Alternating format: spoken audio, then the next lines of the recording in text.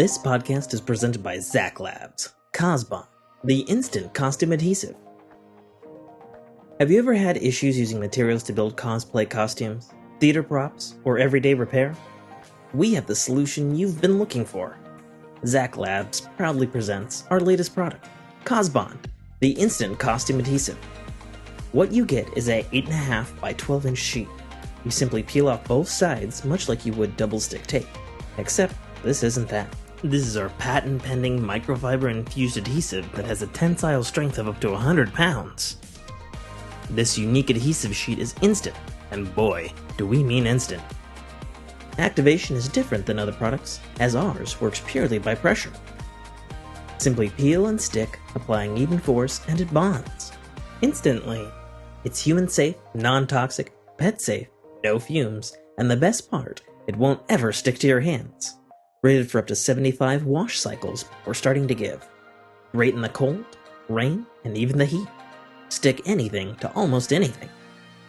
Metals, plastics, most cloths, and best of all for all you cosplayers and costume builders, is all of your foam materials.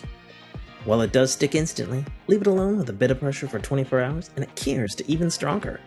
So wave your magic wand and just use Cosbond, the instant costume adhesive. You are listening to a Dynamic Works Productions podcast. This show is available on iTunes, Stitcher Radio Network, and many, many more podcast services around the world.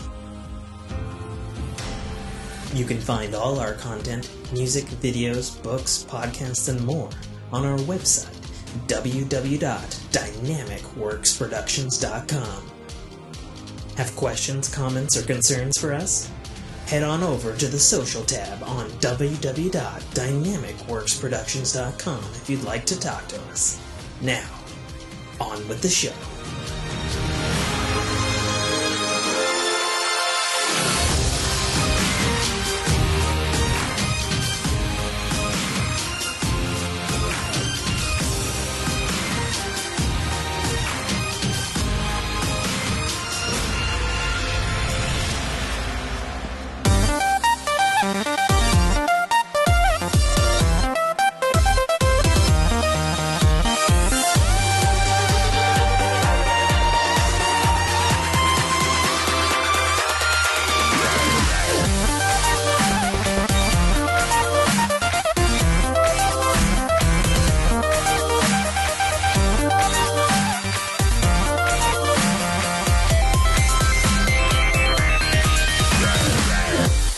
What's going on, Fork family?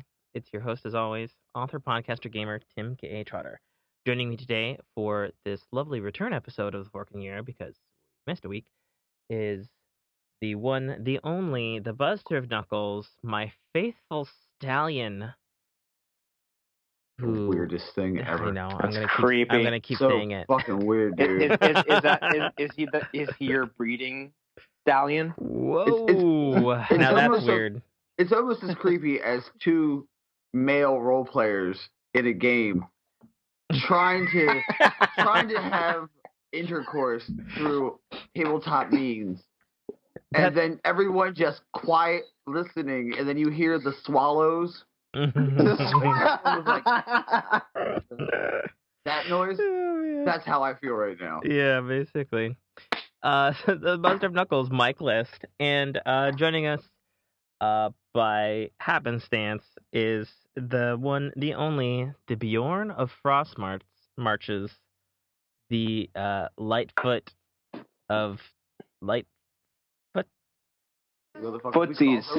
We cross over. The footsies. The Lightfoot of Footsies, Brocklemus. Hello. Yeah, so if you couldn't tell, folks, Mike was just gently plugging that if you want smutty role-playing, check out The Fork in Your Path, an actual play It's RPG not smutty. podcast. It's not smutty. It's like dirty German scat porn. Only from one person, mind you. We all do not partake in this. It's just No, Tim. James is on board. I don't think he is. Yes, he is. No, I don't think he is. He secretly is. We talk about it every week. He totes not. I think he's super okay with role playing with people, but I mean, like, Oh, his character was raped straight up. Yeah, I know so much about the character. It was rape. Was it? Anyway. Yes, yeah. It was totes rape. 100%. It was rape. 100%. Not to make a joke of rape, but that was totes rape. We don't make it. Rape's not funny. Okay, we all know that. We're not assholes. Yeah, come on. That's true.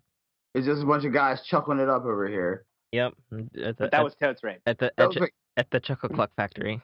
Yeah, we're chuckle hutting it up. Exactly. All right. Well, then it's been a while since we've had a regular show. Hopefully, listeners of the Fork Fam enjoyed our little Halloween episode that I threw up to the winds there.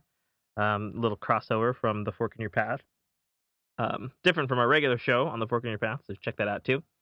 But now to return to form, we're going to spin the ring. The ring is back in action to choose which topic we're going to dive into first, and here we go. All right. We have landed on... Not that one. We haven't landed on anything. No, we did. We actually landed on video games for our opening topic this week. A lot going on in video games. A lot has happened in the last couple of weeks. I do believe the last thing we were talking about was, Mike, you had dipped your hairs a little bit into the Fallout 76 beta. My pinky toe. Yeah, your pinky toe. Yeah, and I do believe you had said that promising, but it was pretty janky. Oh, it's super jank. It was jank-tastic. Mike, is it as bad as you and me were talking about, or is it like, does it actually have potential? Oh, it has potential. It's just janky as shit right now. Because I remember when we were talking about it, you were like, no, it's not going to be like that. It's totally not going to be like that. I'm like, no, dude, it's totally going to be like that. It's totally going to be like that, yeah. It totally is that. Man. So my concerns with 76 was with the whole online thing, because me and Mike had a private conversation about it, because he wanted me to try and get in on the beta and pre-order it. I'm like, dude, no.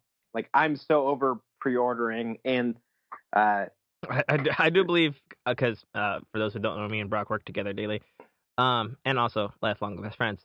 I do believe one of the things you said when we were talking about it was, man, I got a fucking kid. Yeah. Like, can it become like an addiction? I can't sit there and like make sure some fucking little 10-year-old shit doesn't purchase by an orbital strike nuke and blow up my, hundreds of hours of base building and team building. No, it's not that bad, actually. That I can attest to. But that was one of my biggest concerns with the game. Was I'm like, I can't sit there and like, I can't run a guild. Like, I did that with WoW, where you had, you had like proper shifts of people running your guilds in WoW so that you could do like raids and guild quests and like all that shit 24 hours a day. I don't play video games like that anymore. I can't. Like, and not just because I have a kid, it's just I don't have that time. Like, I want to take. But a kid, a kid cuts into that though. Yeah, it does. But I also want, like, even if I didn't have a kid, I want to have the option to like go out and have lunch on a Saturday, like I just did. Right. And not have to worry about, keeping the base safe. And Tim had told me what Mike had told him about how the attack system works, like the griefing, how like if they shoot you, it only does like so and so much damage, but if you shoot back, then the damage progresses. And I'm like, no, fuck that. If somebody's just sitting there griefing you for like 30 or 40 minutes, you should just be able to like just fucking run up and shoot them in the face and then they die.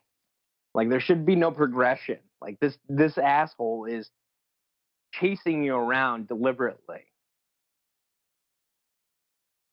and then fuck them. Was it basically like that, Mike? Did I communicate that I don't know correctly? if that. Yeah, I was gonna say. Not. 'Cause, I mean, I Not didn't play really. it. I was just talking about what you were talking about. So I Well, could yeah, have got it wrong. you could do that, but to do that takes an incredible amount of patience.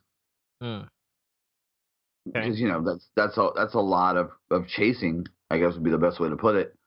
And there is the block feature. Oh, okay, so you can just block people? Yeah. Oh, okay. Well, then that's not so bad. But that still means you have to manually do that, though, just like a fucking solicitation call that comes in and you put it to the block list. Sure. Yeah. Okay. And- I mean, that's better than and- nothing, though. But I think it's severely unnecessary, especially if you're in the middle of I don't know if 76 has like raid style things. Like if you're in the middle of something and you just start getting, little flea bites to your health, and you're like, what the fuck is going on? Why am I losing health? And you're supposed to be, focusing on, either damage on target or, whatever it is you're supposed to be focusing on. Like that kind of shit would absolutely annoy the fuck out of me. That you get shot. Like that kind of shit gets you shot. And my personal thing is, if somebody's sitting there for even 10 minutes, picking away at you, you should just be able to walk up and full on blast them for full damage. And then they can get their progressive damage back up to you. But I don't know. That's like that. Like that's the one thing in WoW that where you had people griefing you like constantly. Well, You actually could go in and be like, hey, yeah, this fucker's like fucking me up for no other reason, and people would just be like, yeah, all right, let's go fuck this fool up, and you'd have like 6 guilds like just show up. And then like, oh, he's a part of this guild. Let's go to his town and fuck his guild up. Well, I guess really probably where we land on it, since neither of us has played it, Brock. True. I mean, it's out in 6 days, Mike. Mm-hmm. Do you think the developer's ready? No. And you don't? Oh, okay. Wow, you answered No, that fast. they actually said it. They said it will ship with bugs. It's Bethesda, so that's to be expected. I mean, it's sad to say that, but it's also true. Yeah, but still, the fact that they came out and like. But are you still getting it? No. No. I'm gonna wait. Oh, okay, so you're not turned off, what I but said you know that it's That's buggy what I as said fuck. too. Mm-hmm. Okay, I got you. Okay. So the official stance of the one cast member who's actually played it and pre-ordered it, Mike. Hold on a minute. wait. Hold on a second. Yeah, hold on a hot second. Another thing I wanted to address, because it's also been going around the internet, and I've seen the comparison in videos. So, does it really look like that much shittier than Fallout 4, like graphically? Like downgrade? Mm-hmm. Really? I mean, it looks a little bit like Fallout 4 to me. Oh, okay. I mean, is it better than Fallout 3? Yeah. Well, is it better than New Vegas? Because New Vegas actually had some decent graphics. Yeah, when it ran. Okay, yeah, agreed. Good point. Yeah. But Bethesda again, everything of theirs ships with bugs. Yeah. Speaking of New Vegas, somewhat randomly, did you all hear this rumor going around that Microsoft was going to buy Obsidian Games? I did not. Yeah, it's a strong rumor going around. But obviously, rumor, thoroughly labeled as such. As much as I would like that, I think there comes with a lot of pitfalls. Yeah. Just like with any acquisition of a very great independent studio, like I said, well, not independent, but a great studio. They're independent. Like they're not owned by anybody yet. Are they? Obsidian? No. Yeah, no. They've been freelance forever. That's why they did the sequel to was either the sequel or the expansion to Baldur's Gate with BioWare. They did New Vegas with Bethesda. They Yeah. did the first South Park game with Ubisoft. Oh wow. Okay. Yeah, they've been freelance forever. So like I was saying, but with any acquisition of a very solid independent studio, there comes standards that said parent company will impose on them. Oh, well, that's true. And we saw that with Lion's Head. Yeah, Like I know what you mean. Yeah. Like don't get me wrong, Fable was on the downslope for a long time, and then when Microsoft acquired them, it just was like a straight up shutdown. Well, not no, because they overnight. did Fable 2 and 3, and then they were working on Legends. Like I said, it and then they wasn't an killed them. overnight thing. Yeah.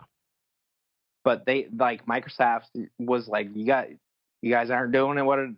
Like you might have a really strong fan base, but you guys ain't doing shit. Yeah. And unfortunately for Lion's Head, it made them shut down. Sorry, the Peanut Gallery, who's sitting right below the mic Sorry, I was evening. listening to something, and then all I heard was Fable 2 and 3, and I'm you, like, what? you know Mike's rule. Either in or out, motherfucker. Yeah, in or out. There's no halvesies here. No halvesies. Nope. Sorry, babe. Anyway. So I mean, that's my only concern about Obsidian, and Obsidian is kind of one of the last true independent studios out there. I mean, there might be a handful of others, I but mean, it's I not wouldn't say they're the last one. They're probably the last ago. one that does like a ton of freelance still. That'll like freelancely work on franchise games. Well, like I said, it's one of a handful that are truly still independent, and I think it would be just. I honestly think it would be a detriment to the gaming community if they were bought up, and just because of Obsidian's past amazing work with New Vegas and the Baldur's Gate and like all those. I mean, I remember playing Baldur's Gate and the expansions when I was younger, like a kid. Yeah, they were definitely and amazing stuff. And now, like, it's not. I don't know. I think it would be sad to see Baldur's Gate or Obsidian get bought up. Fair enough. I mean, it might breathe new life into old franchises. Like Microsoft might be like, hey, here, make a brand new remastered Baldur's Gate. That would be fucking cool. They actually remastered the Baldur's Gate series, believe it or not. Well, no, I'm saying like a brand new spin. Oh, like a brand new one? Like a redo? Yeah. Like what they did with Tomb Raider? Yeah, exactly. Yeah, okay, yeah, I got you. I think that would be cool, but again, cost of losing your soul. Isn't the problem with that, though, that Baldur's Gate is technically an officially licensed Dungeons & Dragons product? It is. So it's not necessarily like they don't have the rights to do that? Are you saying that Microsoft can't fucking buy and sell D&D? You know? No. I'm not saying that. I was just saying that from a perspective of like what you want, and like Obsidian's still independent, so it's like, you know, maybe they thought of that, but maybe, you know, the rights holders didn't want to do that, or maybe Obsidian didn't even want to do that, you know, just throwing it out there. Well, yeah. So. Well, plus with Dragon Age. Yeah. You know, games like Dragon Age kind of like, at least the first couple, set the standard for that kind of PC D&D Pathfinder, you know, tabletop style. Yeah, I see what you're saying. And I mean, Baldur's Gate, at least the first one, was very, very rudimentary. Yeah. I mean, Baldur's Still Gate, great. You know, we were actually talking about this on the Forking Your Ear Discord. Everyone is welcome. Go check out my Twitter, Tim_T, or shameless plug. Get Forked Pod Twitter is where the link will be posted at the top of that page. But we were talking about it in comparison to looter shooters and RPGs and how nobody's been able to touch Diablo. And then I kind of pointed out that, well, Baldur's Gate was kind of around the same era. And it's similar. Okay, well, as a Diablo nut, I'm a legitimate fanatic for Diablo. Diablo is one of the first PC games that I truly remember like diving into, aside from the Mac 2 Disney Jungle Book game, which still had a green CT screen. Diablo.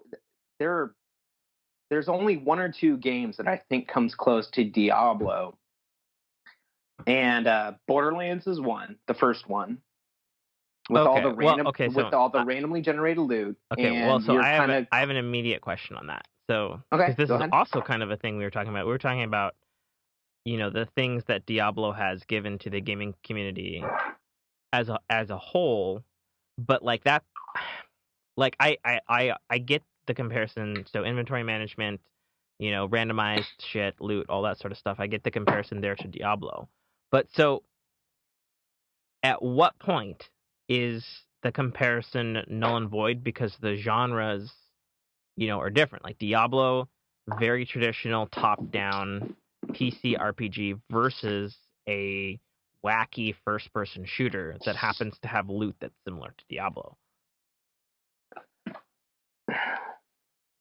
To be frank, I don't know. I think it's more of a gut feeling for a game, like gaming wise. I mean, because Diablo had some wacky shit in it. Indeed. And even Diablo 2 did too. Mm-hmm. One of the first or second quests that you get in Diablo 2 is you go back to the first town of Tristram. Tristram? Yeah, I think it's Tristram. Tristram. Yeah. You go and take a wooden leg from a dead kid that you met in the first game who had a wooden leg, and it's actually a legit weapon. It's a bludgeoning weapon that has like a plus. It was like a +2 or something. Like it's there's some wacky shit. Yeah. And I remember when Borderlands was coming out, and they were like, we got complete randomized loot, and it's a first-person shooter and all this stuff, and it felt like a modern-day Diablo, in my opinion. I can see that. Granted, there wasn't some overarching evil in Borderlands other than like. Well, at least the first one. Two had Handsome Jack at least. Yeah, in the first one there wasn't some overarching evil. It was go find the vaults, see what's in the vault. Yep. And I was like, you know what? That's kind of cool. That's kind of how Diablo started out as, until you figured out, oh yeah, the devil is at the bottom of this spire, like the legitimate devil. Yeah. What are your thoughts on this, Mike? Were you a Diablo guy growing up? Not really. I only started playing it when I did play Baldur's Gate, Dark Alliance, and all those games on the console. And I mean, everyone knows how I feel about Borderlands. Yeah, you love Borderlands. Love it. Yeah. Oh, I don't know how you feel about Borderlands. How do you feel about Borderlands? Yeah, I fucking love them. Okay. I was gonna say. Yeah, I bought the Handsome Jack collection for like $11, and started a playthrough, like a 4-man playthrough with my group. I mean, we got pretty far. We didn't finish because, Destiny 2 came out with Forsaken. So that kind of like steals your time. Wah, wah, wah. Yeah. Played the Siren though. Love that. Then I played as the Handsome Jack, a Handsome Jack in the prequel. The pre-sequel? Whatever the fuck they called it. Yeah, I started playing with that with you too. Because I had never played the pre-sequel before. The prequel sequel? But yeah. The pre-sequel. That's what they call it, like. Well, and that's one of those things. Another thing that So when Borderlands first came out, like when the initial press releases of Borderlands were coming out, it was supposed to be a fairly serious game. And then it started kind of turn into this weird wackiness. And me and Tim had talked about it a decade ago? Probably. And I was like, I don't know if I like this. Like, I thought it was going to be this kind of serious, like, cool, like, adventure series. And then it turned into this wacky bullshit. And when I actually picked up the game and played it, it was astoundingly good. Like, they melded the worlds together very well. Yeah. And, I think Diablo did kind of the same thing. But, yeah, I don't know. Yeah, Diablo's marketing industry is definitely, it's felt everywhere, especially in this day and age. And I've not played them, but my understanding is both Assassin's Creed Origins and Odyssey are super RPG, and they have like a ton of loot and stuff in it now, and they're basically now RPGs first, action second now, is my understanding. And I guess they're very well rated. I don't know. I haven't played it. I'm just saying what I hear. And we have games like The Division, which are very much another looter shooter, which take cues from Diablo. Of course, obviously Destiny takes cues from Diablo. Well, I mean, the best way to describe it is there are still Diablo 2 servers. Yeah, running, yeah. like full bore running, not like, oh, we have one dedicated. No, like they still have like a legitimate server farm. Yeah. For BattleNet, and it's one of the longest running PC games to like still be relevant almost, and that says a lot, in my opinion. So, all right. Well, since we're fucking talking about it, and obviously, BlizzCon happened. So, oh God. I mean, we have to talk about it. It's big news. Yeah. Me and Tim talked about this extensively over the last week. Yeah. So, basically, the hits at BlizzCon, another expansion of WoW. Big surprise. I'm not a WoW guy, so I'm not going to go into it. They didn't announce.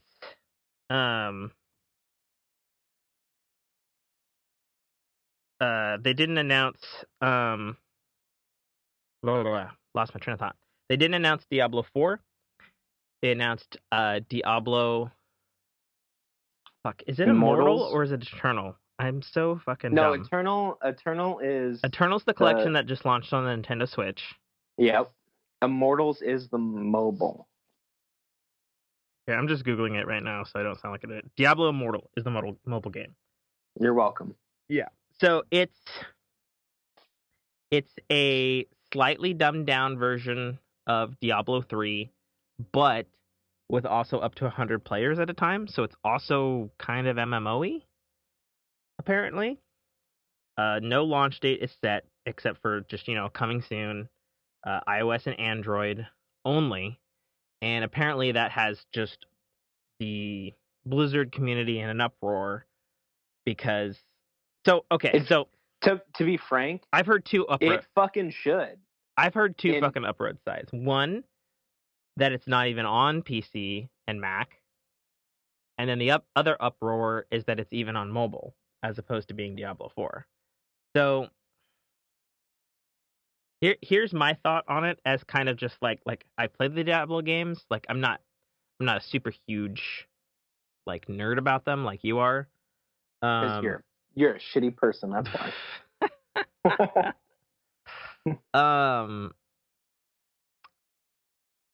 Activision Blizzard is a company that 100% wants to make money. Diablo Immortal on phones and tablets is 100% going to make them money, regardless of, if everyone here on this show, doesn't pick it up and try it and play it and spend like $2.99 for some cosmetic shit or something that they're probably going to sell in it, right? Like, it's going to make them money, you know? And chances are it's probably going to be at least a pretty decent game. Okay, I agree with all of what you said. Because it's a business thing. Okay, I agree with that. But Blizzard Activision is literally one of 5 companies that could operate at a loss for a long time. At a $500 million loss a year. Yeah. For 50 years. I don't know about 50 years. And not go bankrupt. Nintendo is the first. I think. No. Nintendo only recently started getting back into the green.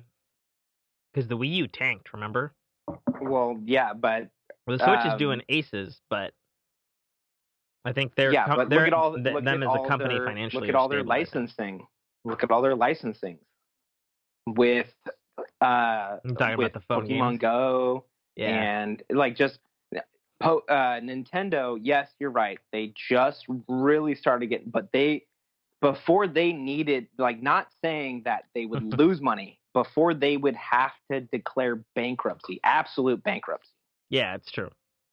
They could, like, for the next 50 years, they could lose money. They could literally cut their femoral artery, money-wise, for the next 50 years and not have to declare bankruptcy. Like, how much more do they need when they have I don't think they're that rich, dude.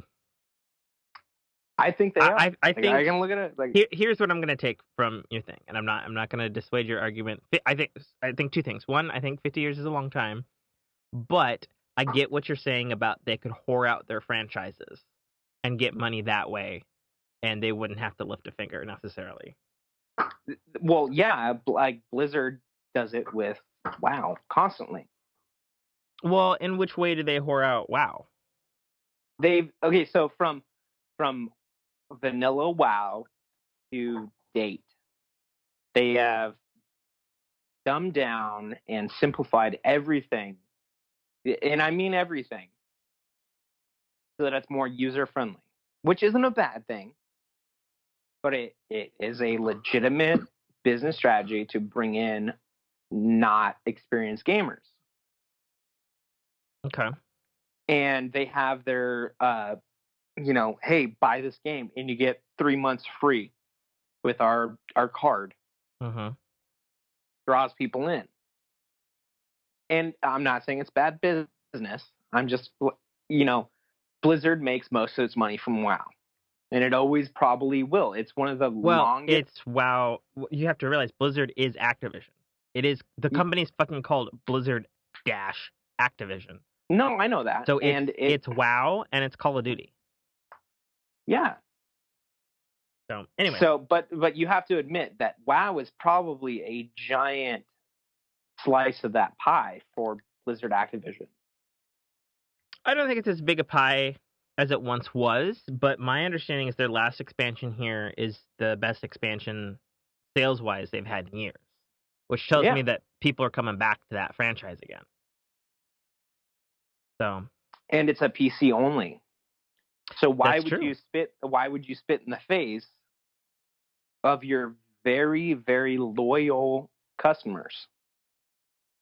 I mean, Sony constantly tries to do that with PlayStation. They just don't have that kind of loyalty, though.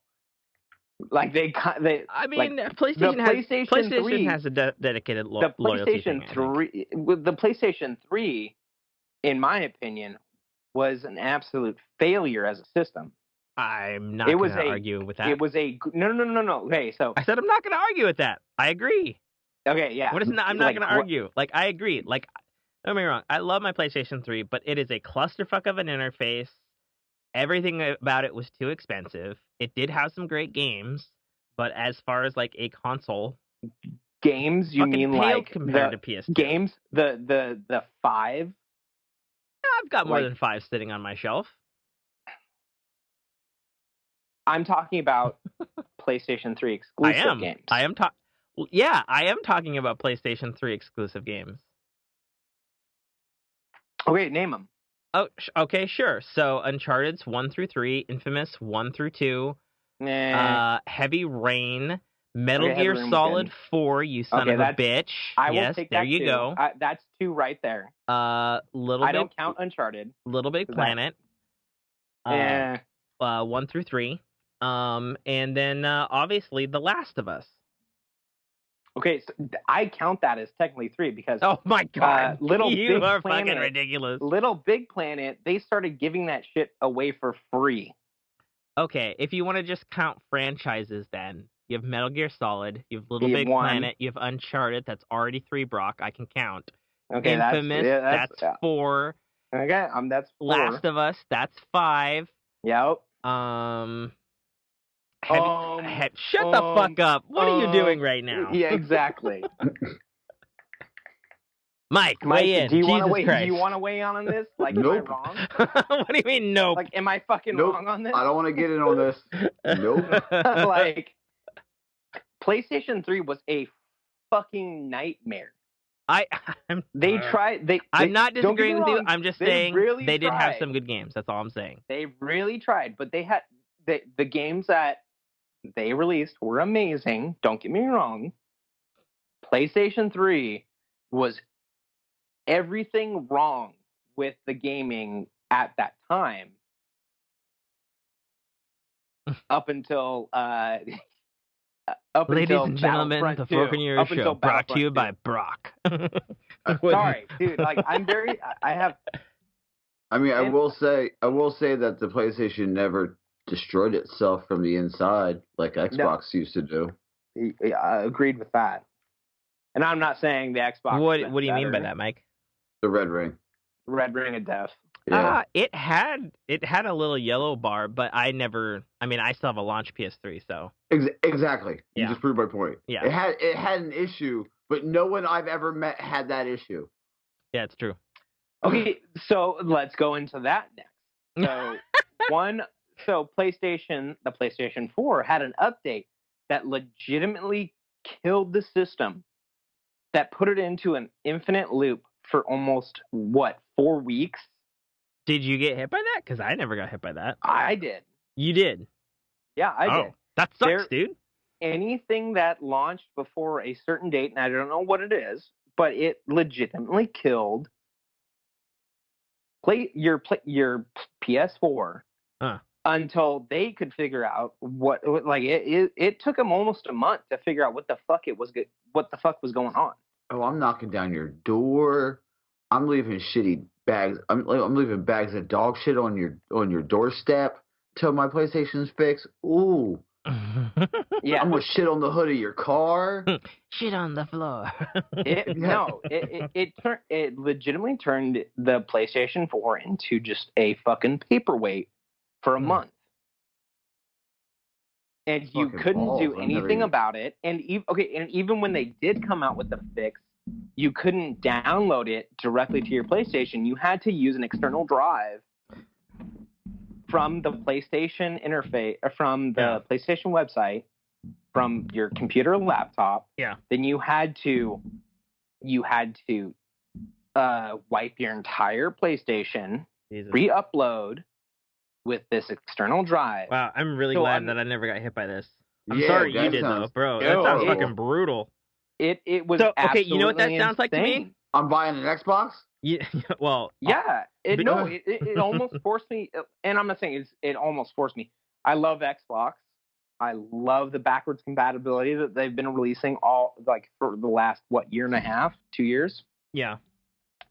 And I'm considering buying an Xbox One S just for that reason, because I'm on a huge nostalgia kick.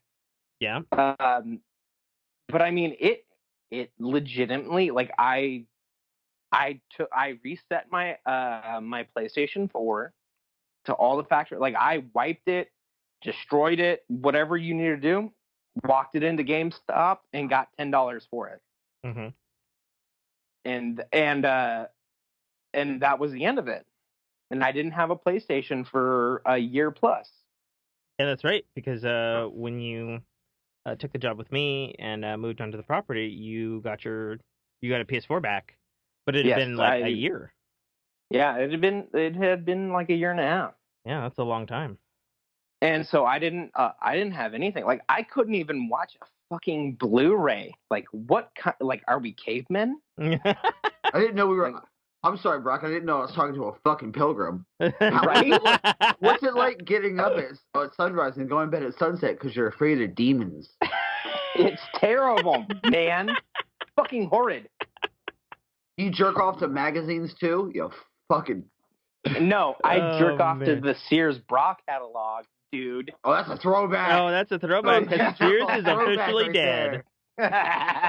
No, and no joke. It was like I felt like I was back in the Stone Age because like all I could do was watch fucking movies on my phone, and I would like Tim mentioned, I have a kid. So we would sit and it was a legitimate fight over what we were gonna fight. Like I'm fighting with a 3-year-old about what we're gonna watch. Real quick, Brock. Tim, do yourself a favor. As Brock is ranting, just hum the Jurassic Park theme to yourself.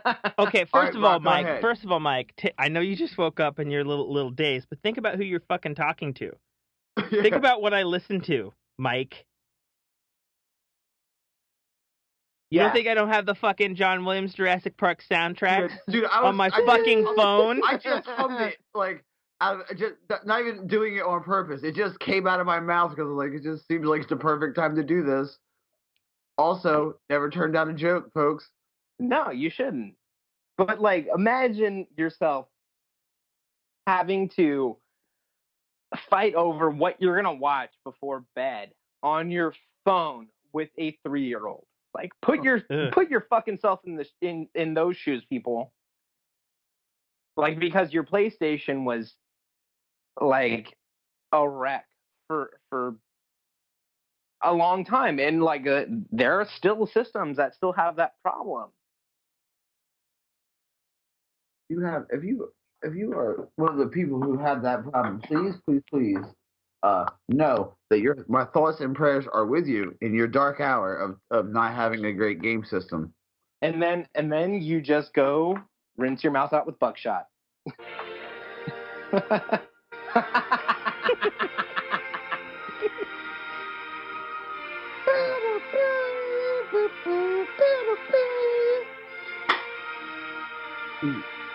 But no, the only saving grace was my kid actually like. Okay, and that's enough because of copyright. Yeah. Fair use, Tim. I was counting seconds. You can't have more than 20 seconds. Yeah, of it? I think it's like 20 seconds nowadays. But like, yeah, you got to put yourself in those shoes and like.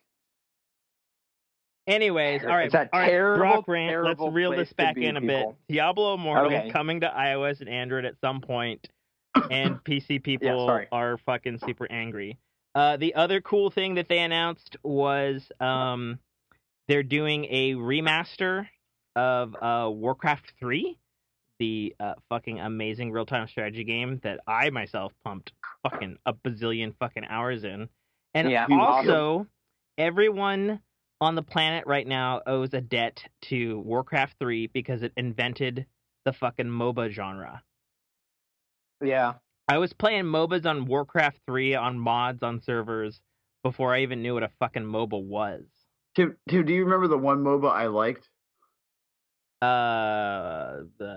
No. Battleborn. Did I? Oh yeah, Battleborn. Yeah, there you go. God rest its soul.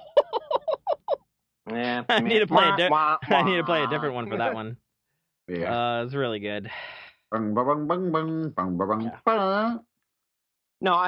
I remember when Warcraft 3 came out, and Tim was actually the person to bring it over. Yeah, because to my house. Yeah, because it was kind of weird. Because I think you had StarCraft before I did. Oh my god!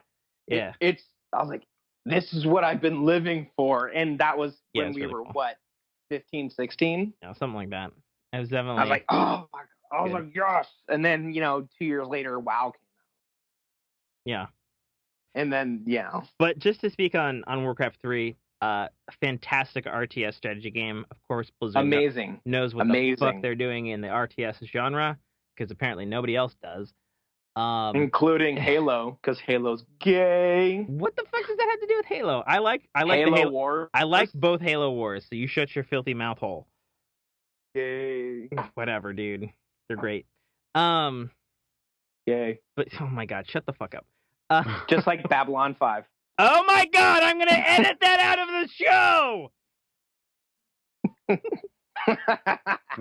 It's a thing between him, Mike. He's been saying it to me for like. We got into it. At least he likes Farscape. Well, I mean, I fucking love Farscape. Unlike Babylon 5. I think you're an asshole if you didn't like Farscape.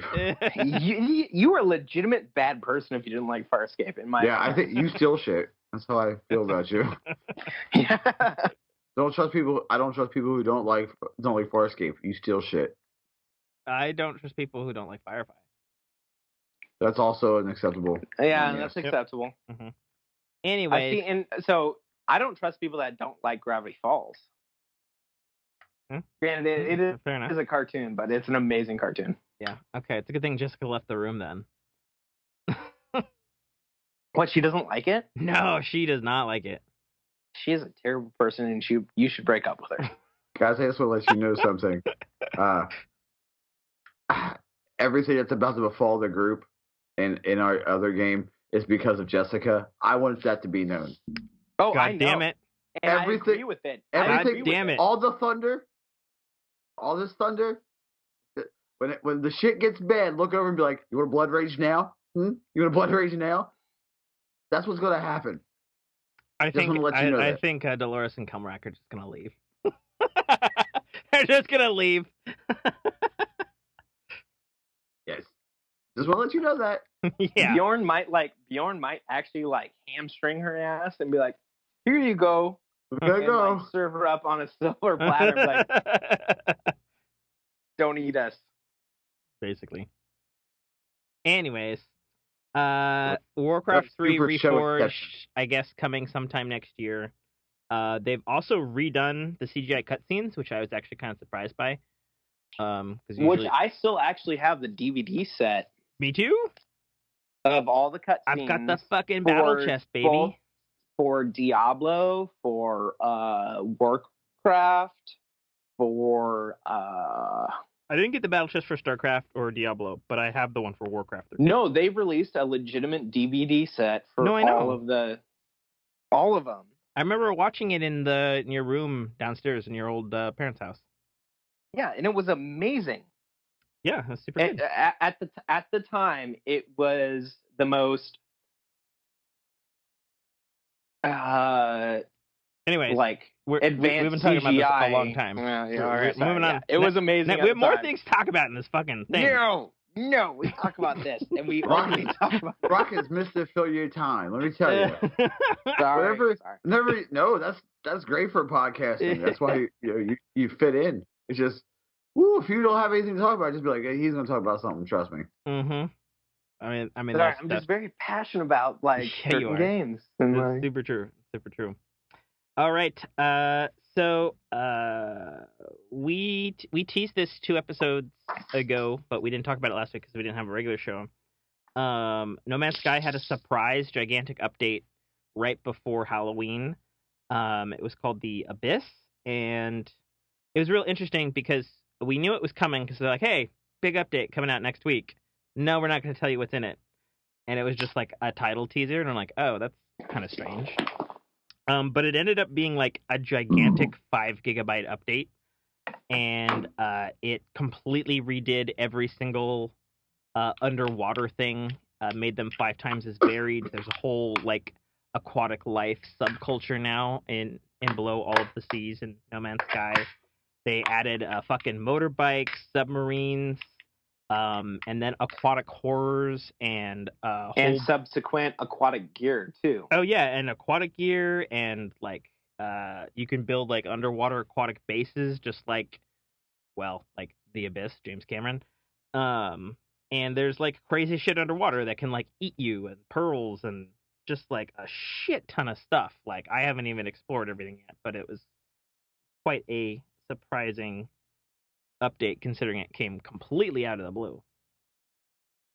So check that out on No Man's Sky. Another fantastic update to No Man's Sky. It was, yeah. So Tim, so I just recently downloaded it, re-downloaded No Man's Sky, and started playing that, and yeah, it was amazing. Far cry from what I had when I, spent almost $200 on the pre-order special edition, steel cased Nightmare that was released. But what I would really like is like a thing A thing? style. The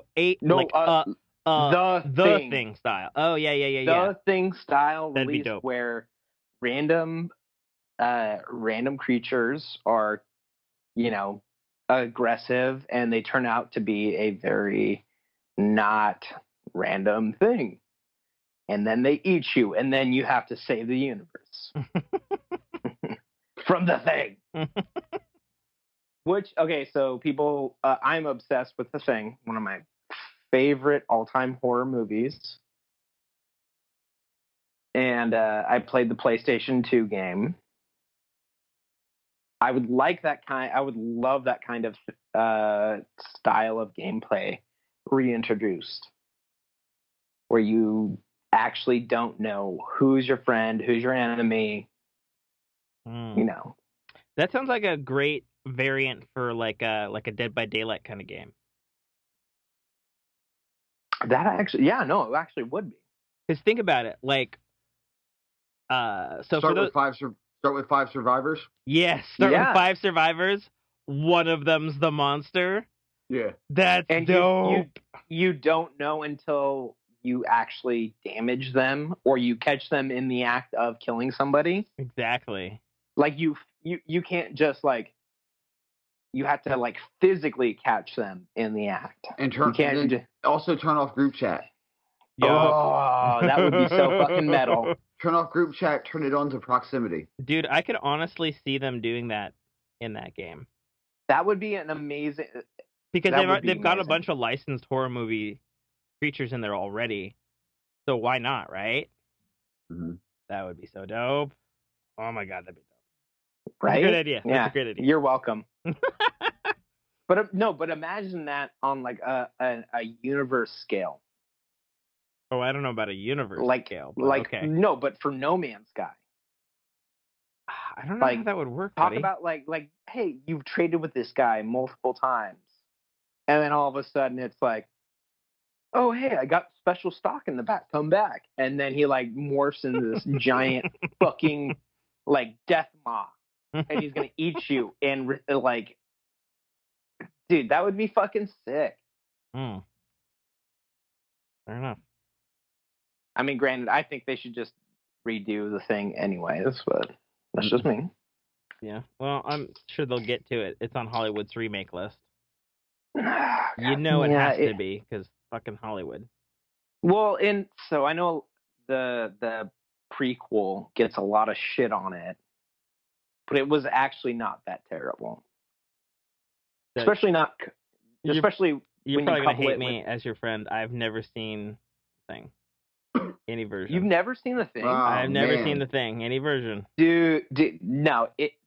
So it goes The Thing, Friday the 13th, Nightmare on Elm Street. No, okay, so Thing, Friday the 13th, Child's Play, Nightmare on Elm Street. Like my top, like legitimate horror movies. You're sleeping on Hellraiser. That's Hellraiser's all right. Like, especially when they delved into the Hellraiser's backstory. It's kind of lame. Well, I'm not talking about the 900. That's like saying, oh, all the Puppet Masters are great. Remember those movies? The Puppet Masters, where there's like 900 of them. After the first like true. 2, it was like, okay, cool, this is dope. And then you're like, oh, all right, one more. We can do one more. All right. You guys really milked this sequel, don't you? Well, so I guess with the Hellraiser, like the when they revealed Pinhead's like true backstory, I was like, that's the lamest fucking backstory ever. Like, he was just an Air Force pilot in World War II, and he missed his bombing target and blew up a town. Mm-hmm. I was like, that's kind of fucking lame. Like, why wasn't he like Goebbels or like some terrible, terrible human being? That would make sense on why he was tortured. But no, he actually just made a mistake. Yeah, like he just was a fucking random Air Force pilot. I'm pretty sure he was a random Air Force pilot. He missed his bombing run and blew up a fucking innocent town. Mistakes happen. Well, yeah. So I'm like, that's fucking dumb. Like, make Pinhead fucking Hitler. Like, I legitimately want to hate this motherfucker, so make him a hateable motherfucker. I have no idea what you guys are talking about. I assume it's characters in the Thing universe or something? No, you've never seen Hellraiser either, Tim? No. You're a fucking shitty person, dude. Jesus Christ, Tim. I'm sorry. So, yeah. Man. You ever get hurt deep down so, like, okay, that's going to be a very weird analogy here. We're going to go you real ever dark get now. hurt so bad it feels like you're itching your belly button too deep? Oh, man. You know when you itch your belly button too deep, you get that weird feeling like the pit of your soul is on fire? And your butthole's going to explode? Yeah. Oh, my God. When Tim says stuff like that, I'm like, oh, my God. Have you seen Jaws? Have you seen Jaws, Tim? Yes, I've seen Jaws. Have you seen Jurassic Park? Obviously, yes. Oh, my God, I've seen Jurassic Park. Yes. Have you seen The Matrix? Oh, come on. You know I've seen The Matrix. You know I burnt I don't know. fucking... I burnt the everything. the fucking DVD out in the fucking everything. Xbox DVD player. Yes. I gotta question I've everything seen now. The like, fucking Matrix. Fucking, okay? like, seriously? Yes. Fucking Matrix. Have you seen Bad Boys 2? Of course I've seen Bad Boys 2. Woo-saw, motherfucker. Have you seen Bad Boys 1? Yes! Yo, Damian should get this car. But not this car. We're gonna fuck this car up. But one just like it. Man, I say that every time we ever rent a car. I say that to my girlfriend. I'm like, I love that line. Dan Marino's definitely should get this car. Not this car. I'm gonna fuck this car up. Loves it. Best joke I ever have. I swear to God. No, my favorite part of that movie is when Will Smith is like, he opens up his modified back seat and it's just like a fucking arsenal. And not Martin Short. Who's the other guy? Martin Lawrence. Martin Lawrence is like, oh shit, motherfucker, and then he like reaches across and just shoots the fucking Ferrari like across the hood. He's like, whoa, motherfucker, you just shot at my Ferrari. Shoot them. Shoot them. Not my motherfucker. Yeah. Oh man. And it was like legitimately, that whole scene was made by those two guys, like Martin Lawrence and Will Smith. Yeah. Like the whole scene would have not played out with anybody else. Well, a little bit of a sidetrack. Will Smith and Martin Lawrence have officially announced that they're gonna shoot Bad Boys 3. Finally, shut the fuck up. After no, I'm dead serious. Oh, have you ever had a musical moment in your life where you just feel like singing? And you sing "Woo-saw, motherfucker"? No, I was gonna be like, such a good day. I just found out they're making Bad Boys 3. Doing like jazz. Oh yeah, no, I did too. Yeah, I mean, they've said that they were gonna. Yeah, they announced it like 2 weeks ago. They just started talking about it on their respective Twitters. Like, so here's the thing though. Like, Bad Boys 3 has been in development for over a decade now. Since the release of Bad Boys 2. Yeah, and like they said, like, oh, we're gonna shoot next year. Oh, we're gonna shoot next year, and then everybody kind of shut up about it for a while. But now they've said they're actually gonna shoot it beginning of 2018. Okay, my balls is tingling, son. Yeah, I just need it to be the best threequel ever. That's all I need it to be. Is that too much to ask? Do you know how I imagine it now? Even though Martin Lawrence and Will Smith are older, still by really a lot, young. They're still really young and like amazingly fit men. I don't know about Martin Lawrence. I imagine like a bad grandpa. If you've seen Bad Grandpa with Johnny Knoxville, that's how I imagine Bad Boys 3. Like, even though I know they look better than me, are in better shape, and look younger than me, and I'm 29. I'm like, no, I just imagine like I don't Will know. Smith with a I've seen walker and I've like seen your Martin peach-eating Lawrence. mustache. Okay, yeah, my mustache is amazing. I've seen your peach-eating mustache, sir. Oh yeah. Looks But like you like to still, take. Looks like you take women cheese and fruit tasting. That's you the know way your what mustache. you know why that my mustache is like this? It's so they got little handlebars to pull me in deeper. That's ridiculous. Brock, I fucking hate you sometimes. I mean, this coming from the guy who has a Cadillac tattoo, the Cadillac logo Oh, tattoo you have a Cadillac tattoo? You are fucking super douchey. above my dick. Okay. Oh my Above my god, you are dick. terrible. Wait, do you really? Yeah. I'm a terrible What? person. I just wanted to let you guys know that. I love Oh it. my You are. God. I am a terrible person as well. So for the audience, apparently, Well, Mike that's the has title of a this Cadillac episode. Cadillac above his dick. tattoo above my dick. But so I have a giant handlebar mustache. It's very respectable. You can ask Tim. Yeah, I'll be honest. like It doesn't look as completely. Let's put it this way. It doesn't look Duck Dynasty. It looks Ollie fed, and only Brock will get that because Yes. he knows. I was actually. And whenever people always give me shit about it because they're like, you look like a hipster, I'm like, nah, man. It's so that so that your girlfriend can pull me deeper into her pussy when I'm eating her out. Usually shuts people up, and I usually get punched over it, but it's worth it. And Mike has a fucking cat. It obviously can't be that smooth of a ride, homie. Well, there's two reasons why I got it. Okay, the first one because my grandfather grew up super poor, and then he always said that he knew he made it when he owned a Cadillac. He owned 15 when he died. Oh damn! That's legit. That's So legit. it's sort of like the most douchey memorial tattoo ever. That's And legit. then I put it right. It's not right above my dick. It's like where my belt buckle lies. Okay. And then my other one is, hey, I got it so you can have something to look at. Yeah. Okay. You know how often that works? That Never. worked. No, it worked That often worked. actually. Yeah. It worked once with your current girlfriend. Hey, 100%, motherfucker. Oh man. If it worked once and then I stopped, that's 100% success rate. Fuck you guys. Ooh. Well, we took quite a side tangent there. All right, reeling it back into video games if I possibly can wrangle this handlebar mustache wheeling pussy eating fiend over here and this Cadillac driving guy. Smooth ride. Right? Okay, so and Proud I'm moment. sure Mike probably has something to say about this. So, according to the third quarter 2018 financial results conference call through Blizzard Activision, the quote from COO Cody Johnson says that Destiny 2 did not achieve our commercial expectations.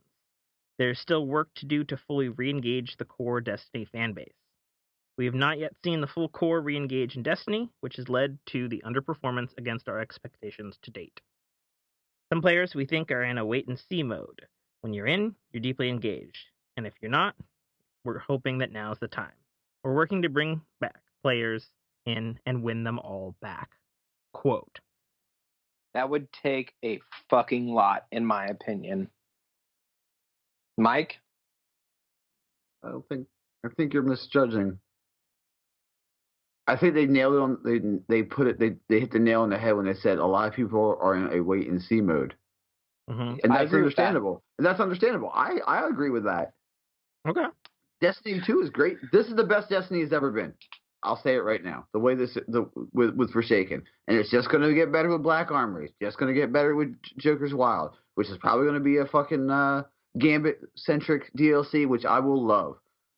And then Penumbra. I mean, there's so much coming up ahead, and I'm like, they really can't fuck it up. Everything they change is for the better. every single thing. They never take a step back with patches, which is what you're supposed to do. And sure, so it might have undersold. That's fine. But the community right now is the best it's ever been. Like, people are like, I can't complain. Dame said PvP isn't fun for him. I understand that. You play PvP a lot. Yeah, he does, or at least he did. If I that's Captain Crunch that's every what day, I all day. exclusively played in the first Destiny, like, was PvP, and I maxed out super easy. The way I look at it is, if you eat Captain Crunch all day, every day, by like a month, then you're like, yo, can I get a berry, please? Just a crunch. And oh everybody man, knows that's as good as there's a- Raging Fire, man. If you eat Captain Crunch every day for a year, can I have some fucking berry, please? the truth. Oh, that's good. It's the truth. Super Sooner or good. later, you're gonna be like, you know what? I can't. Just give me a peanut butter one. It's Yeah, almost right? the same. It's almost the same shape. Yeah. Okay, so Mike, my question is like, do you think that's something that should have been released in an entirely different game, or should they have just done that with Destiny originally? I mean, it took me Tim, what was the expansion that I actually bought Destiny in? I think you jumped on Fallen King? on Taken King. Or Taken Taken King. And Taken King It was took- fantastic. And it was amazing, yes. Yeah. But it took me that long to actually buy Destiny. I mean, that is not a good business plan for a gamer or a game industry like developer. Like, you shouldn't aim to do that. Bethesda is known for doing that, but I mean, like, is that really something you want to be known for? But do you know what the revert? Do you know like what the flip side of what you just said was? Sure, it was a bad time for you to get into it, but you bought the game, right? Yeah. Mission accomplished. Yeah, I mean, I don't care if you buy my product the first day or the day before it sells out. Thank you for buying my product. I don't disagree with that. That's fair to say. I think it's weird for a game industry in general to aim for that kind of standard. What I think it is, I think Activision has. I mean, they have COD, so they're used to COD numbers, and they're used to. I'm sorry to say this, the dummies that play COD. Yep. Pulling that wheel. Sorry, Killbot, I still love you, wheel. but you're dummy for playing COD. I'm gonna. Hello? If there was a, Whoa, right now. Whoa, calm down there, child. We had a complete connection. Hello? Like, reconnection, yeah. Hello? Yeah, I'm here. Can you hear me, Rock? Okay, yeah, I can hear you. Okay. Yeah, no, mine spoofed out for a second. Yeah, my call recorder's running, but yeah, it had a legit reconnecting moment. You there, Mike? Yeah. Okay, cool. Back it up 30 seconds, Mike, and continue the rant that I think you just started. Oh, Jesus. Sorry. 30 seconds. COD fools. Okay. Okay.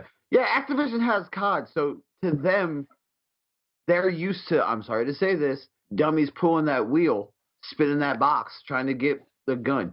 Yup. If Destiny 2, if Bungie dared put a gun behind a paywall, do you know how many people would knock on their doors and kick them in the nuts? There would be a line.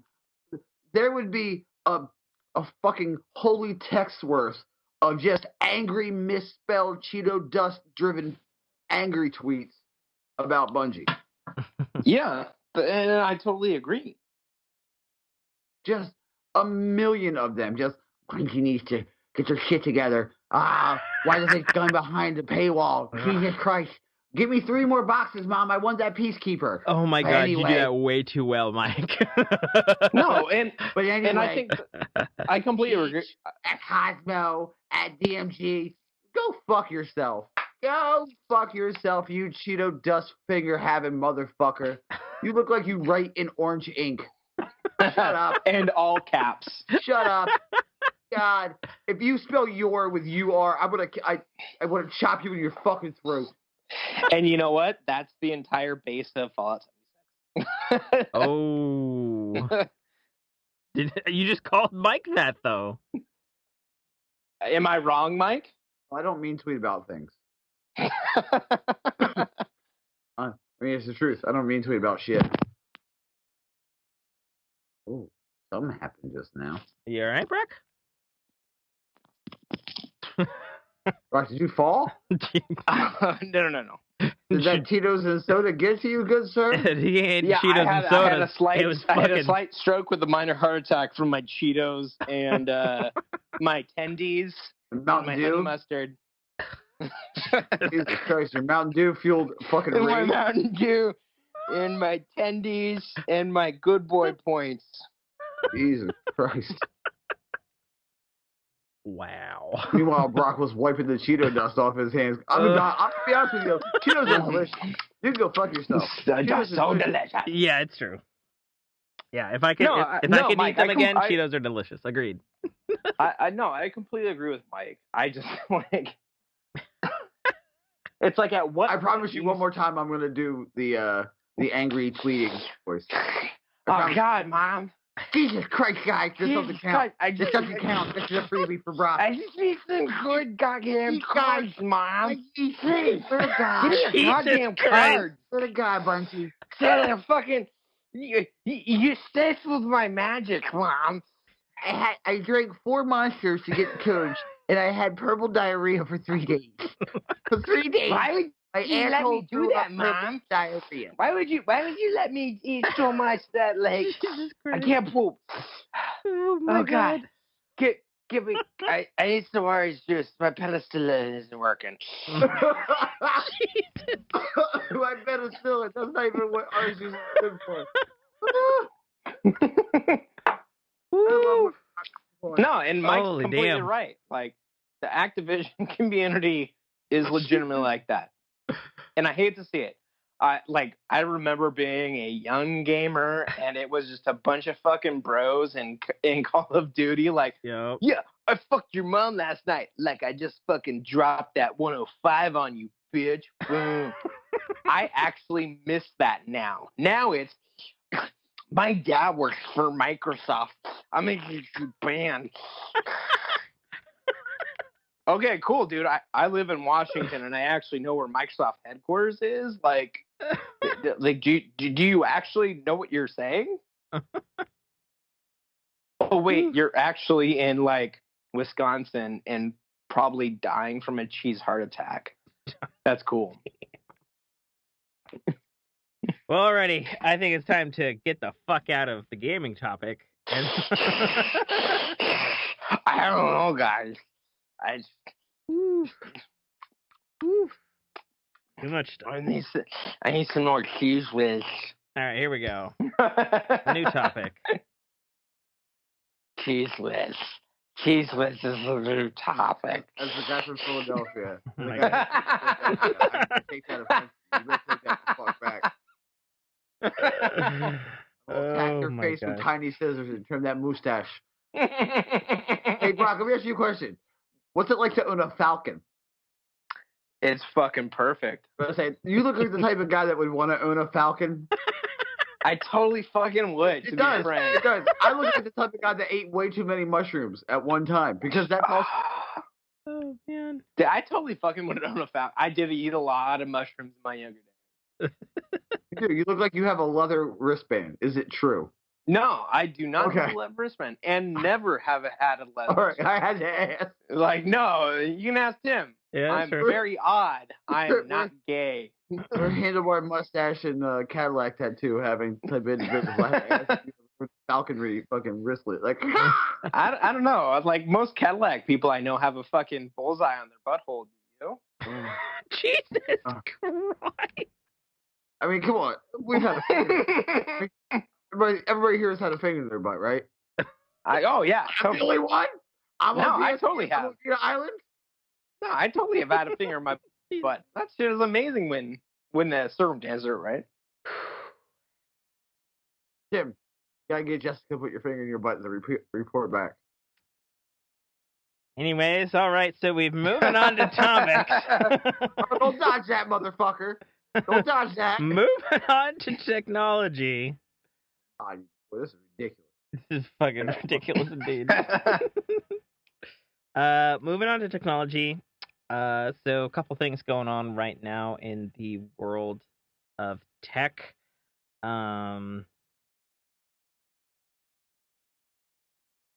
So there was an Apple press conference about a week ago. They announced a brand new iPad Pro that is legitimately more powerful than 99% of basic laptops you can buy today. They actually compared it to being more powerful than an Xbox One S, which is pretty impressive for something that's thin as a pencil. They also announced a brand new Apple Pencil 2, which kind of pissed me off because I just bought fanboy. Fanboy. I mean, it's true. It's true. But sorry. Just some bullshit in the air. Sorry, guys. They announced an Apple Pencil 2, which kind of made me mad because I just bought my Jessica a brand new iPad, an Apple Pencil 2. But in kind of odd form, the Apple Pencil 2 is not backwards compatible with the previous Apple Pencil compatible iPads. Apparently, one of those reasons is that the new Apple Pencil will charge wirelessly or magnetic clip wirelessly to the new iPad Pro. Yeah. Yeah. Totally. It's not because it's a money grab. And fanboy. Sorry, man. Got a cold. Yeah. Do you? Yeah. Toad's got a cold. Easy peasy. Babylon 5.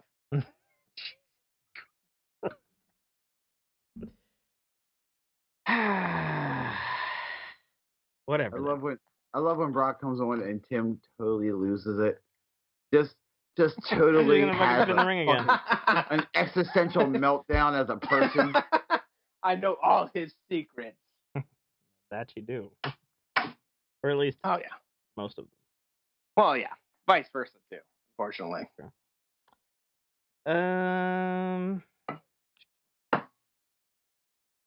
Can't wait till we get Are you done whoring yourself up to Yeah, Apple? no, I'm done with the technology section. It's fine. Oh, really? Yeah. You're done? No, yeah, it's done. Cool. So how much is the check we're getting for Apple now? Oh, my God. All right, moving on to entertainment. So apparently, proper cable TV has lost over 1 million subscribers this year. It's been the worst year on record if you are a cable TV subscriber. What do you mean by proper cable? Like you have a fucking set-top box from fucking like cable Comcast anybody? or Dish or DirecTV. So from like anybody, so any cable provider. Yeah, as a whole. Oh, good. Fuck them. I also agree. Because everybody else is moving to fucking Hulu and Netflix and Amazon and all the fucking streaming shit. I mean, and to be frank, even the PlayStation service is actually pretty good. PlayStation too. View. Yeah, it's actually pretty good. Like I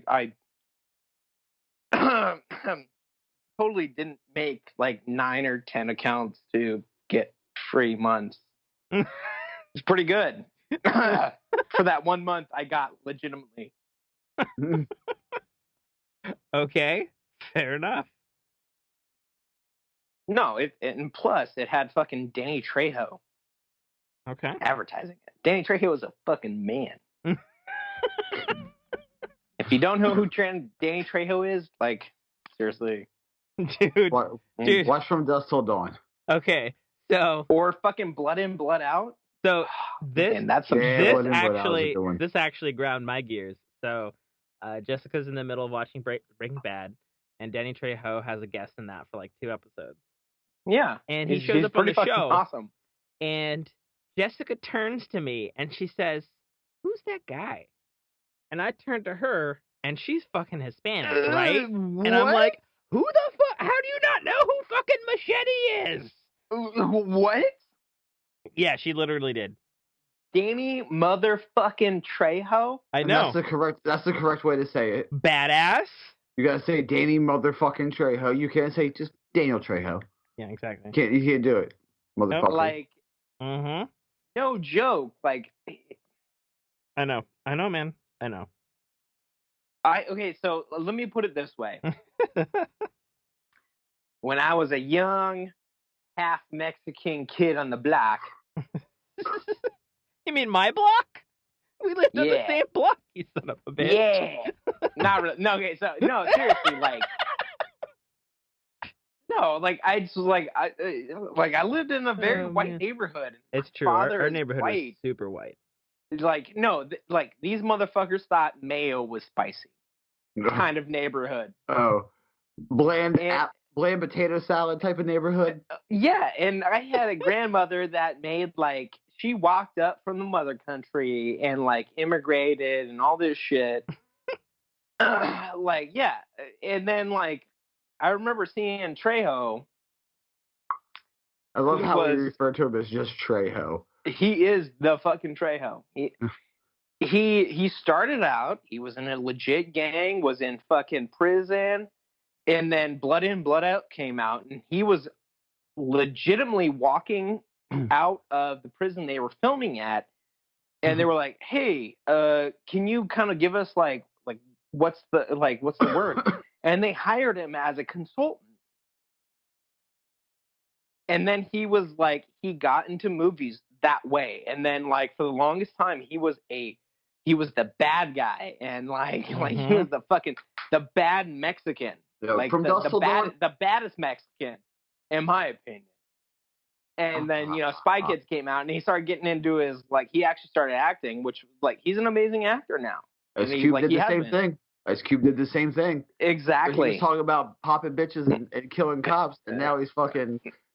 He's been producing movies for the last 2 decades. Like, same thing with Trejo. So I was like, it was amazing for me to see that, and when seeing Blood In, Blood Out, way early 90s, 93, 94, and then Desperado. But yeah, that motherfucker. Yeah. Desperado? He was. Yeah. Dude, I don't remember that. He's the knife guy. He's got like 9 million knives. And man, I need to watch Desperado again. Oh man, he fucks fools up. Yeah. Desperado's underappreciated, I believe. Yeah, I'll amazing movie. All right. Next bit of news. Trejo. Yeah, we should do the Trejo report, Tim. Okay. That should be our bit. One of the bits we do. The Trejo report. Trejo report with Brock. Brock's on the scene. Yeah, dude. Danny Trejo has tweeted, etc. Dude, you should actually he's one of the few people I follow on Facebook. Legitimately, he is fucking hilarious, and he funny. looks like he can wring you out like yesterday's spaghetti. Yeah, and he's 70. Yep. He would stretch you out and be like, "Yeah, bitch, be gone."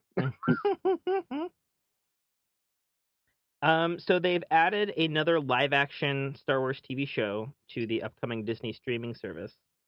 This one will be a prequel to Rogue One, starring the character of Danny Trejo. God damn it! So starring the character of Cassian Andor, who was the rebel assassin in Star Wars Rogue One, who also had the robot K2SO. So I guess he's getting his own series. That's a thing. That's cool, but I would prefer to actually see what happened to shit. Prefer to Rebels. See what happened to. Oh yeah, well, you and me both, buddy. I think we're gonna be waiting a little bit. What's his name? Sorry. Yeah. Blue guy and the dude. It's terrible. I know who you're talking about. We talk about this all week. Blue guy and the dude. So Admiral Thrawn. And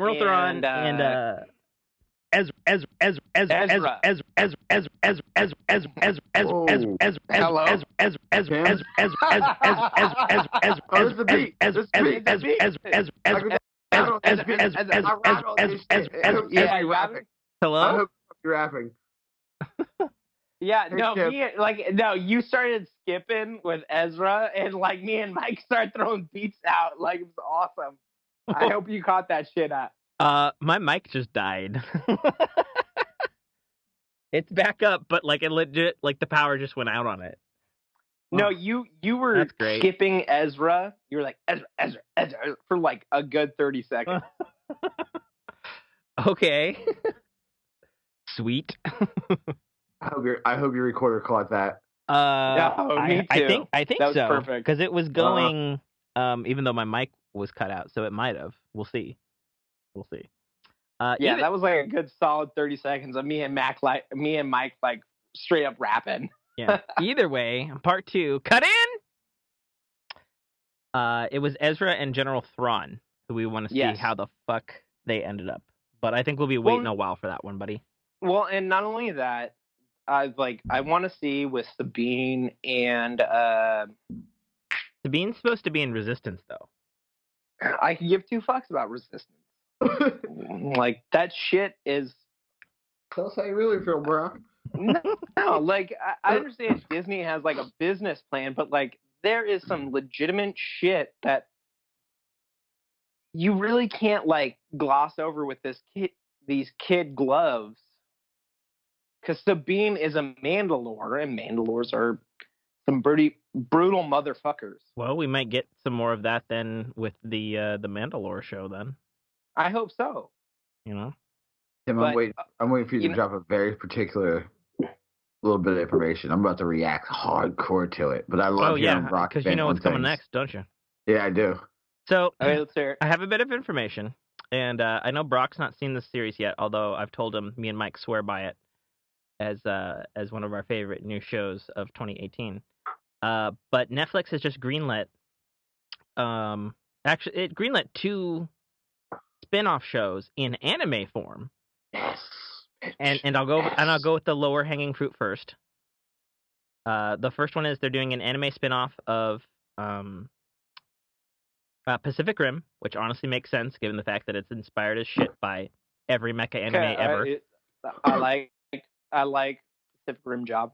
It's good show. And of course the big one that Mike's gonna go off on here in a second is a spin-off centering around what happened in that 1,000-year sleep when Kovacs was, was resting, as it were, a Altered Carbon anime spin-off. Yes, fucking yes, God. No, Sure, so I have not seen Altered Carbon, but I have seen. Get on that shit. No, I don't. But I still want to watch it. I've seen it 4 times. Well, it's my weekend. Technically, it's my night without my kid. So I'm going to watch it tonight, or start it tonight. And I'm going to pick my kid up tomorrow. And then I'm going to force him to go to bed early tomorrow. Watch it some more. How big of a Rob Zombie fan are you? Yeah, no. That's not a question. That is a yes. Okay. I have special editions of House of 1,000 Corpses. I have a special edition of the the sequel. You're gonna have a great time then. Okay, good. This is gonna be one of those watches that you're like, I can watch one more. I can watch one more. And then one more turns to 7. I need more shows like that. The only show that got Super me kind of like that in the last year was Black Mirror. Okay. Which is amazing. Still haven't seen it, but you've been telling me I should. No, you gotta. It's amazing. Tim, it's good. It's pretty good. In my opinion, it's beyond good. And scarily close to what we are right now. And then Chilling Tales of Sabrina. Yep, I'm a couple episodes into that. Still watching it. Awesome show. It's pretty metal. Yeah, it fucking is. Hail Satan. Anyways, so yeah, Hail Satan. we're getting We're getting gonna anime do spin-off that. off of Pacific Rim and So- Altered Carbon. Yes. Oh, no, I'm stoked on that. Have you watched the Godzilla anime? You Anybody? know, I didn't It's because actually it was kind of it didn't seem like it was something I'd like, but actually, my friend Jay, who has I think pretty good taste in films and stuff, was actually, and he doesn't even watch anime, and he was like, I fucking love those Godzilla movies on Netflix. And I was like, really? He's like, yeah, they're it's great. pretty fucking good, dude. Like, So it keeps a. So in the first season, you don't see Godzilla for a while, but it keeps that kind of like Godzilla-esque demeanor throughout the like 3 or 4 episodes. No, it's really good. mhm. I mean, it's not any worse than the first season of fucking Castlevania. Whoa, whoa, whoa, whoa. All 2 seasons of that. Whoa. All 2 episodes of that bullshit. I disagree with you wholeheartedly. Castlevania is a great series. I love Castlevania. I just really fucking irked that there was 3 episodes of it that were not even 15 minutes long. Well, anyways, You shut your whore mouth and Oh. filter talking. I don't think you've watched the whole series then. I Because they're not 4 minutes long, bud. The first season was. No, they were like solid 30 minutes. No, they were like a solid like 10 minutes. No. They were normal episodes. The lowest 4 I of will them. go. The 4 lowest I of will them. go is the 23-minute because that's normally what TV shows. Yeah, there Go was by. 4 of them, and they called it a season. They Yeah, should 'cause have they were trying like. They were trying They to see should if have been everybody liked They it. should have. They should have been like, here's Castlevania movie. But they're coming out with there's a new season, and the new season's goddamn epic. The new season is fucking The first season was epic. no. For the first season, for It's there not to even season. be a second It's not season. even. It's not even a complete movie. Okay, for there to be a second season, it had to have sold. Netflix doesn't fuck around when it comes to money. If you don't sell, if you're not a closer, you don't get no goddamn coffee. You know what I mean? Coffee's for closers, and that's what Netflix about. And Netflix has a second season of Castlevania, just like they're doing another Bright. Because regardless of what you say about Bright, it was great. But regardless I really liked Bright.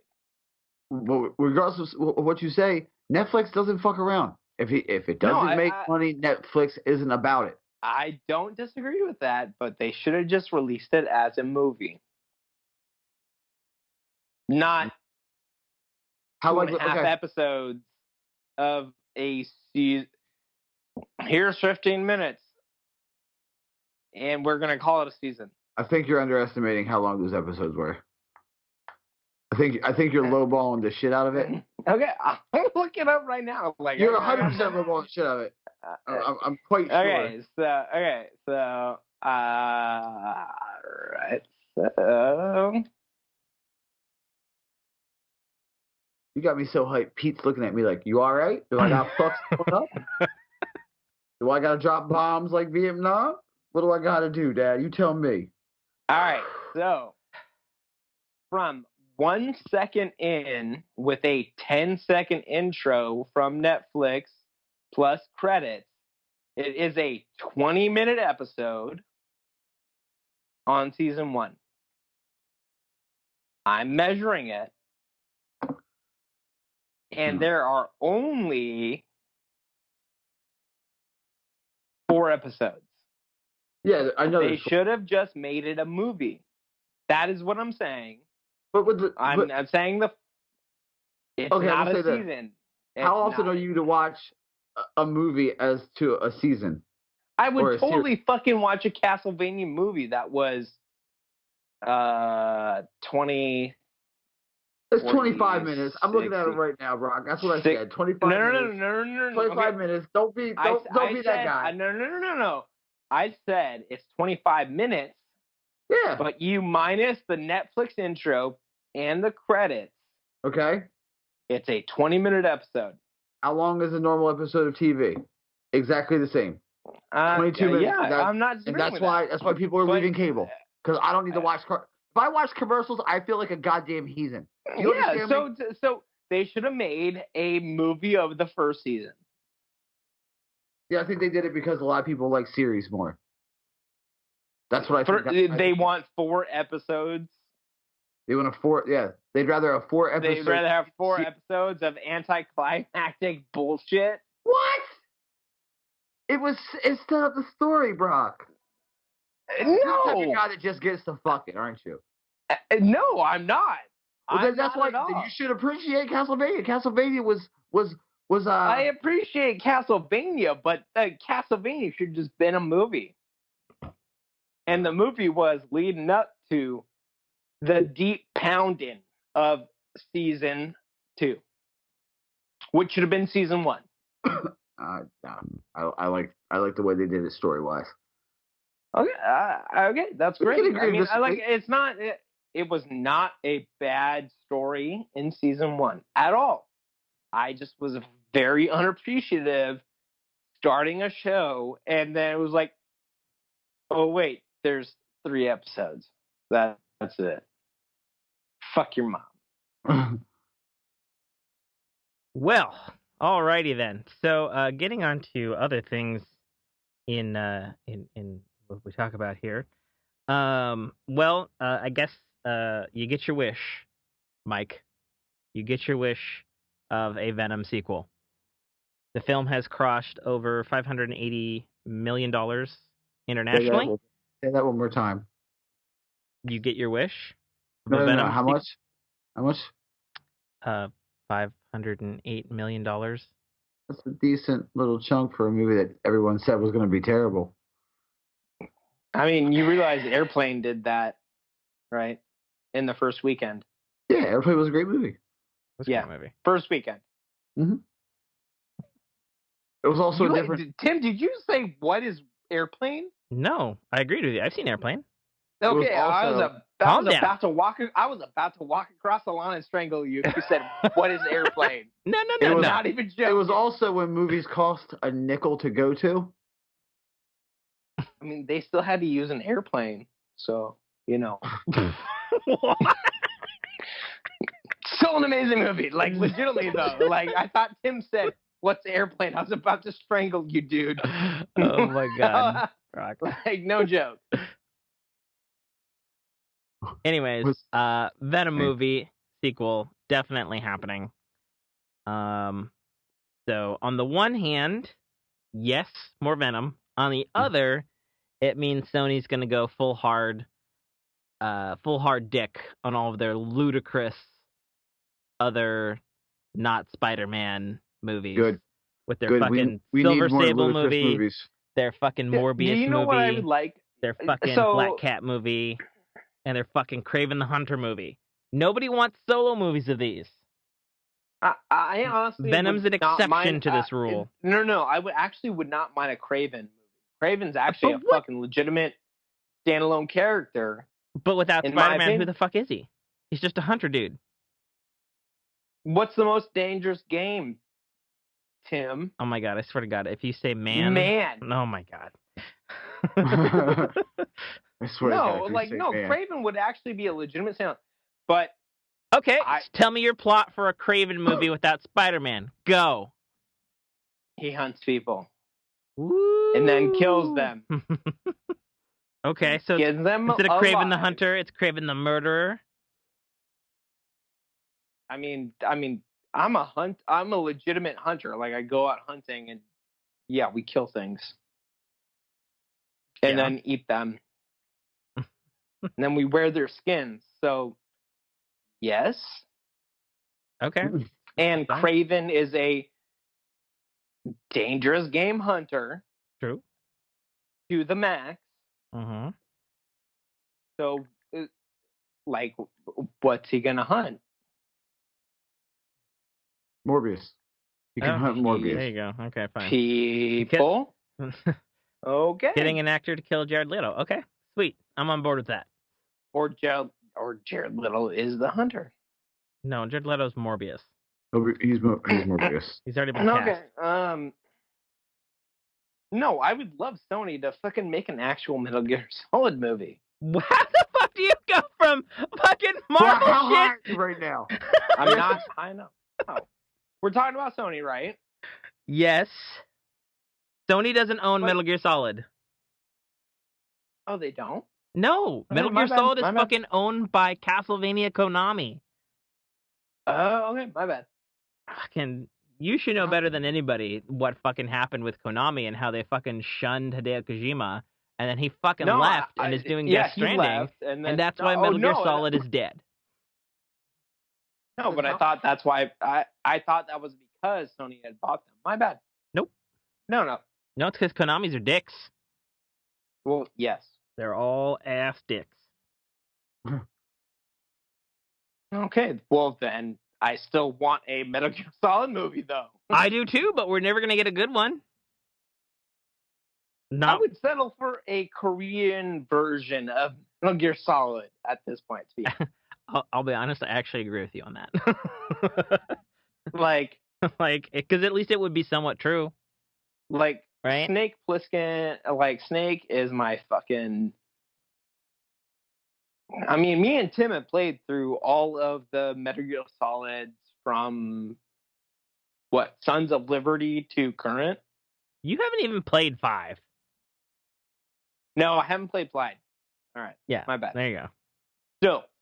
So -5, we had played through all of them together.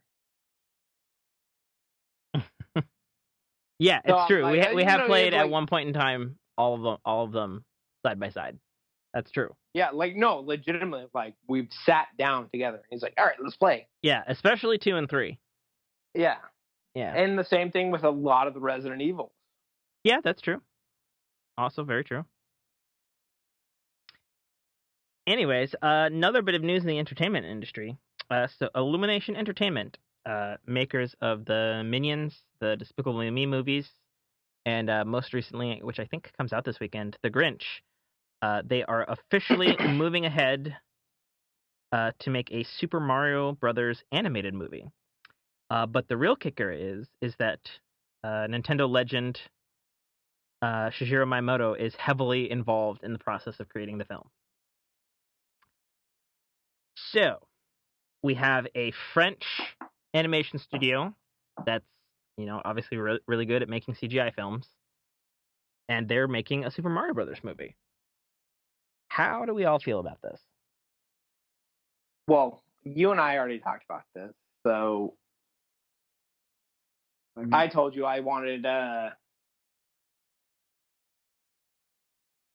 Oh God damn it! The original John Leguizamo. Like Lozamo? John Leguizamo. Wow, that's terrible. Dude, I'm not Italian. He's not either. He says he is. No, he doesn't. In the movie, in the movie Mario Brothers, yes, he said he was Italian. He's not Italian at all. Jesus. Well, he might be. I don't know.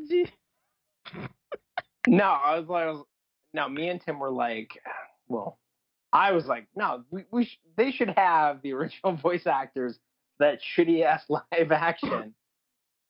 Just because, Captain Lou Albano's dead. I don't think that's possible. I know he is. And Tim brought that up. And we're like, no, we bring him back from the dead. No, I didn't say that at all. We bring him back from the dead, and we make him. We make him voice act. Oh my God. All the lines would be, kill me. Yeah, basically. Let me die. He did that movie to put food on the table. We all know it. Oh, he stated it multiple times. Yeah, he did. Yeah. I think I even remember the quote. Like, his son asked him, "Dad, why did you do that terrible movie?" And he's like, "Are you wearing shoes?" Yeah, he's like, you like those Nikes you're wearing? And he's like, yeah. And he's like, yeah, that's what paid for that shit. That's literally what happened. So more news. Academy Award-winning actress Brie Larson wants to play Samus Aran in a Metroid movie. 1, 2, 3, 4. I will beat my dick to that. I would be so down for like a Metroid movie. It'd be so good too. I would be down for a Metroid movie, but her as Samus, don't know. Okay, what do you got against Brie Larson? Nothing. Okay. I mean, considering Tom Holland obviously has a better ass than her, and her like. Wait, what? Look it up. What are you talking about? Tom Holland is toy. What does that have to She do is with all the flabby. woman? Like she's supposed to be like this legit fucking. What is Look it up. happening? I'm serious. Look it up. One. It's a whole meme. It's a whole One. meme. Nah, bro. I'm good. I'm not It's gonna a whole look meme. that up. Oh my God. My browser. The meme. It's not gay if you're looking at a meme. Oh, is it? Is it not what you just? Nah, it's a meme. Not gay. Oh Holland is toy. You use the term toy. Toy. Like toy guy. Oh my God. You know how You know how you knew it was okay, wrong? so 'Cause Brie you Larson defended is yourself. like That's a how you good knew you were actress. wrong, because you defended yourself. If you knew you were right, you would not have defended yourself. You'd have been like, oh, well, I mean, suck a I dick. am right. Yeah. Look it up. Dare you? That's fine. Fucking dare you? You literally said dare you had some flab, and I'm like, wait a second. Dude, look it up. I fucking I'm dare cool. I you. love a fat ass. I'm down with it. It's not fat. It's flabby. That's the problem. Wait. I'm so confused. So is it toy or is it flabby? And whose ass are we talking about? You said Tom Holland's ass is tight. I know. Tim. One, I think Brock might win fucking Guest of the Year award for this because, like, I was dead ass asleep a couple hours ago. Dead ass asleep too, like deep in my sleep. Like I was remming like a motherfucker. Remming like a motherfucker. That's great. Then my motherfucking phone went off, rang, and I was like, oh, author, podcaster, gamer Tim K.A. Trotter messaged me. I'm ready whenever you are. Brock's here. Ah, fuck. What time is it? Ah, fuck. I shut down for 5 hours. Yeah, you did. That's what we'll talk about that when it comes to life, apparently. But no, we're gonna talk about it right about now. Wait, how do I share? Wait, what? Well, before we dive over to the life segment, I just want to throw out one awesome bit. It's been confirmed that there's going to be a Falcon and Winter Soldier limited series on the Disney streaming service. Oh my God, you really legitimately have a meme about that. Hey, Brock. He literally has a meme about fucking I told you it was a Tom meme. Holland's ass and was Brie a meme. Larson's ass, both in superhero suits, and comparing their asses. I told you it was a meme. It's the suit. Oh my God. It's the suit. That suit's made. Am I wrong? Am I wrong? If her suit was super tight. Am I wrong? Also, hey, Savage, charge your phone. I'm wrong. Am I wrong? Charge your fucking phone, you savage. Am I wrong? Also, that her suit is yeah, that's material. right. I'm not wrong. No, you are wrong. You are wrong because his suit is made of a totally different material than hers. I'd have a nice ass. I literally just spit up my drink from that. I'd have a nice ass in that suit. So go fuck anybody that's on. You put a baby in that suit, and you'd be like, God damn, that baby does squats. That suit's made to make you look like that. Oh, okay. Oh, okay. Also, hey, be a fucking man, Tom Holland. I legit spit on my drink for your defending. Shut the fuckers up. Make him go. Oh, yeah. So who's defending what now? That's a sock. No, fuck that. Okay, here. Ready? Look up Brie Larson in a bathing suit. And then look up Tom Holland in a bathing suit. Tell me which one you want to fuck. Because the answer is... I don't have to. I already proved it. Now, who's defending what, mister? Oh, man. Who's defending what? That suit is totally not flattering. This just in. I win. That's a guy. Brock I wants Tom Holland's toy ass. Goddamn potato sack she's wearing. They gave her no credit. I totally won. I legit spit my drink up on my fucking floor. Oh, Jesus. I win. Yes, I won from the very beginning. Nope, I win. Just being polite and indulging you. No, you did. You weren't doing shit. I fucked your shit up, son. Okay, look up. Go ahead now. Look up Brie Larson in a bathing suit, and then you look it up. You look it up and show me. Then I'll wait for you to wake up. You look up Tom. You look up Tom off your body. You do it. I showed you my proof. You show me yours.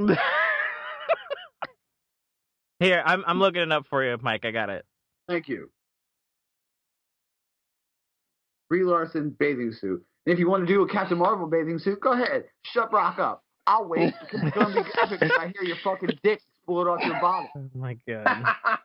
When you wake up from having your blood flow return, I'll be there to say, told you so. I still win. To be honest, I'm having a hard time finding Brie Larson in a bathing suit. Because she's a class act. She's a classy lady. I'm just gonna look up her from Kong Skull Island because she's hot as shit. Yeah.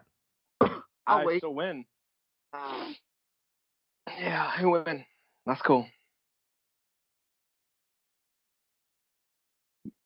Booty, rocking everywhere. How the mustache makes sense. I didn't mean to offend Brock. What the hell happened? Oh, did he leave? Yeah. Oh. Well. Damn, Brock's the type of guy that makes a point and leaves. Fuck, you can't even argue with him. I mean, he probably just fell on the floor. Probably, legitimately. He has been drinking quite a long time. I love the man, but it's his Saturday. It's fine. Oh no. So he's timed the fuck. Oh, now he just fucking broke it. That's awesome. No, it bounced me out. Oh, it did? Okay. Yeah, I don't know why. We thought you, maybe fell over on the floor. Oh, no. It was because I was so right. And they were like, fuck this guy. I said Brock's the type of guy that would just take his ball and go home after scoring the final, the point. Like, we're winning. I'm out. I'm going. Peace. Go fuck yourself. Okay. Man. So, not a bathing suit.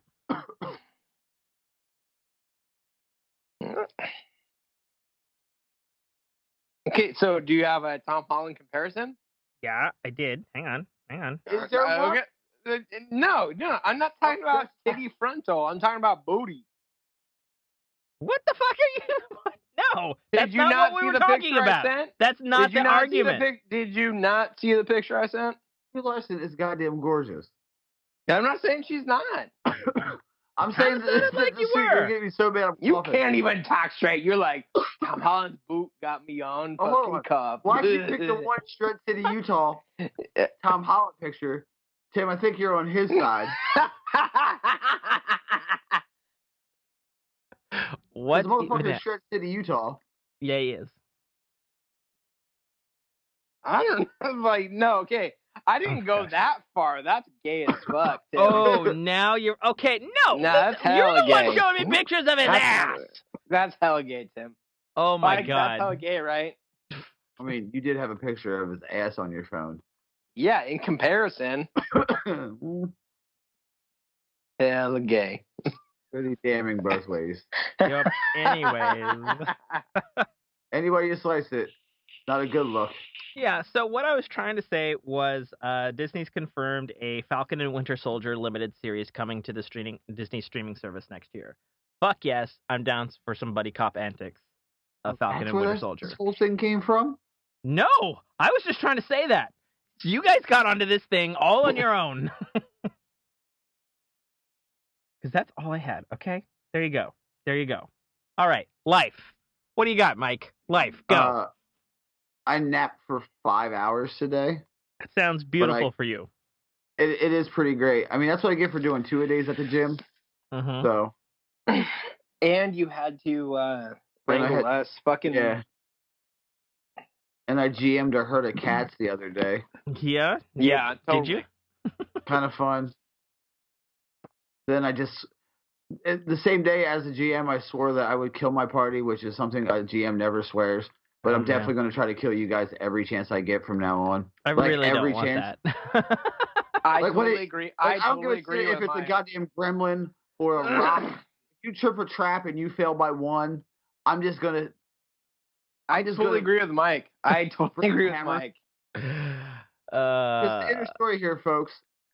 If you haven't checked out the Fork in Your Path podcast, see Tim, I fixed it. Thank you. You can. We're running a. I'm running a D&D Pathfinder game for Tim and also Brock and Tim's girlfriend Jessica and our handsome Canadian friend James. That's true. Yeah. And I was I made a little enemy for them to fight, and I told them all week this could be a tough fight. This can be a tough fight. Just be ready, be prepared. Don't say I didn't warn you. And through litigious use, by the way, I definitely think. And don't be frank. It was dumb luck that you made your absolutely saves. dumb luck. Like dumb luck that the I won a saves were fucking wisdom saved. check and then spell resistance. The fact that everything worked out was a miracle. Yeah, And you beat him by like one, 2. 1 with the charisma check. Yeah, that's what I thought. Yeah. And then I was told, and I quote, "Oh, that shit was too easy. I was bored." Yeah. So I just want to put the entire crew. Yeah. Say that when I bring thunder, and I was being very nice. I even gave people warnings that, like, okay, you have a round before such and such happens. By the way, I understood that because I was the only one who's fucking down in the group. Well, and technically a GM can say you guys can't talk before game night when we're actually in session. Yeah, but there's no way to enforce that. Unless I was around you guys 24/7.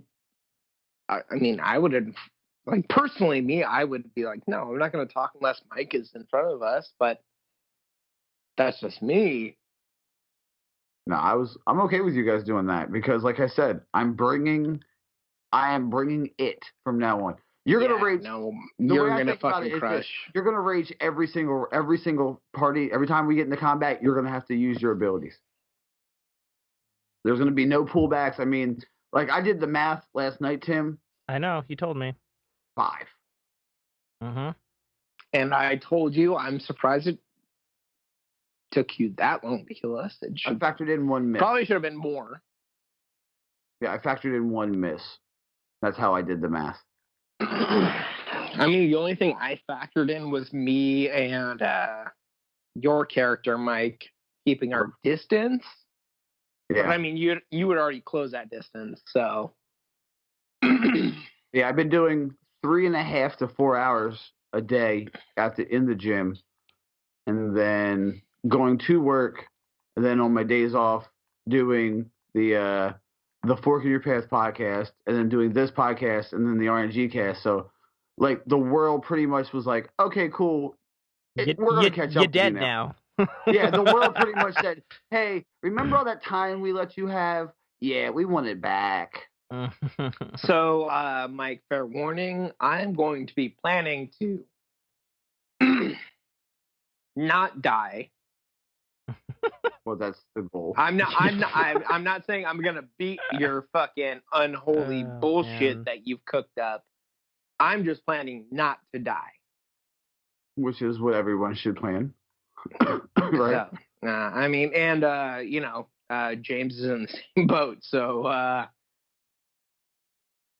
that might include some dirty shit. So I expect dirty shit from you guys. Yep. Like, James brought the thunder last night. Any other villain? Oh yeah, any other boss hard. James would have walked through.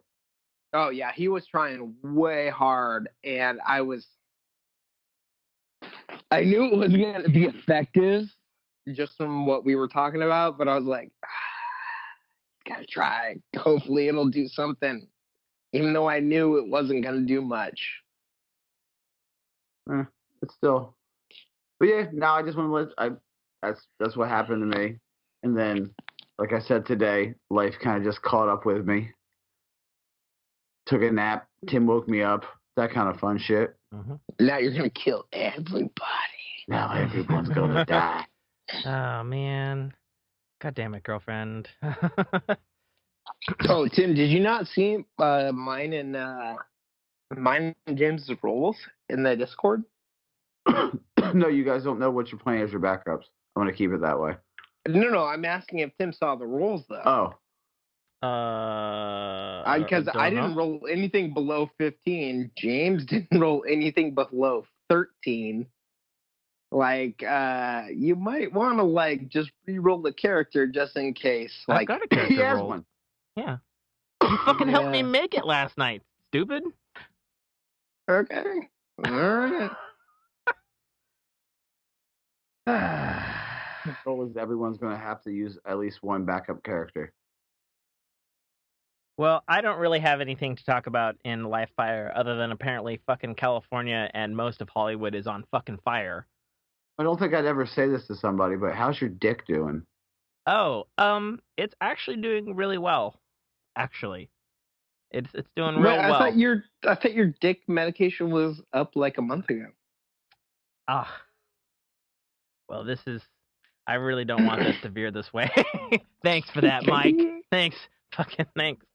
No, me and Mike often talk about my dick. Probably more than I've talked about my dick to you, like this entire lifetime. Sorry, Brock. No offense, Dagon. But no, it's doing good. You know what's actually really helped, Mike? Times? All of those things, yes. But one of the things was I got a humidifier in the room. Yeah, you're welcome, motherfucker. Yeah, it's true. It was Brock's idea. It's true. That seems to has helped like a lot of stuff. Like it's just been too dry, and like it just couldn't recover because it was too dry. Mm-hmm. So that's helped. Yeah, that's helped a lot. Yup. Talking about my dick again. Another episode of the Fork in Your Ear. Classic. We've talked about Hollywood's people's butts. Why not? Why not? But yeah, no, seriously though, it super sucks. Everybody who's lost their home in the fires of California. I guess Scott Derrickson and Guillermo del Toro, they've both lost their homes in the fire. That's director of Hellboy and Shape of Water, and then also the most recent director of Doctor Strange. They've all lost their homes. And another thing that really sucks is apparently we're going to be waiting even longer for Westworld Season 3 because half of their sets got burnt up in the fire. That's great. Mm-hmm. So, yeah, if you're in California, maybe, don't light the state on fire. And also, I mean, I'm tempted just to like kind of buy it just for Tim to like tease him because he wants to finish the first Red Dead, and he's like, I'm gonna finish the first Red Dead before I play the for Red Dead 2, and I'm like, oh, maybe we should buy it. Just be like an asshole. What does that have to do with California being on fire? Hey man, oh, because Red Dead. Okay, sure. Brock, I love you, buddy. I do. You are literally my favorite guest that's ever been on this show. Holy fuck. I've never seen someone change directions so quickly. Like, the bus that lives inside of Brock, the bus driver's like, oh shit, womp. No, you know what it is? It's like, I saw this fucking video on Reddit, and there was a fight in China. This dude broke out into this karate fight with the bus driver on a bridge, and then the bridge went off the fucking bridge. My god, I loved it. Yeah, it's fantastic. Yeah, this is Brock. And I win. That's Brock right now. Go barrel roll. No, man. I think I'm gonna do it. No, really. I'm definitely gonna do a barrel roll. Please don't. Oh my god. You won't do it. Do it. All right. Got anything else to talk about there, Mike? No. Okay. Well, I guess that brings us to the end of another. I mean, it was a show. Just another show of the Fork in Your Ear. Real quick, have I ever told you the story about the time my ball exploded? Oh my god. Have I ever told you that story about the time I ruptured a testicle? No. You gonna? Yeah, sure I can. Okay. Should I be everyone holding on knows- to something? Maybe my you balls? probably should. Okay, great. Here we go. I used to Bonus do round. Fight. I Ding, used to- ding. I used to do a lot of wrestling. I used to do a lot of judo and jujitsu and all that. And at one time, it was probably like in my early teens. Yeah. I was wrestling and we were sparring, and then me and the guy were like, we were horse playing. We were doing wrestling moves. We were doing suplexes and power bombs. It's always when you're fucking around. It's always when you're fucking around, folks. It's always when you're just having fun and somebody busts a nut. And this asshole was like, I want to go to sleep. And I'm like, all right, cool. You can do that. And he went to hit me with the go to sleep. And if you don't know what that is, it's like you put me on your shoulders and then you spin me off and you're supposed to knee me in my head. Not really knee me in my head, but you're supposed to. But when he did it, he didn't spin me off. He just kind of like lifted me off his shoulders. And when he threw, literally landed directly on my dick. Like my left nut, like it hurt so bad. It exploded. It damn near. Yeah, damn near exploded. Yeah, damn near. And then my left ball swelled up to about the size of in between a softball and a baseball size.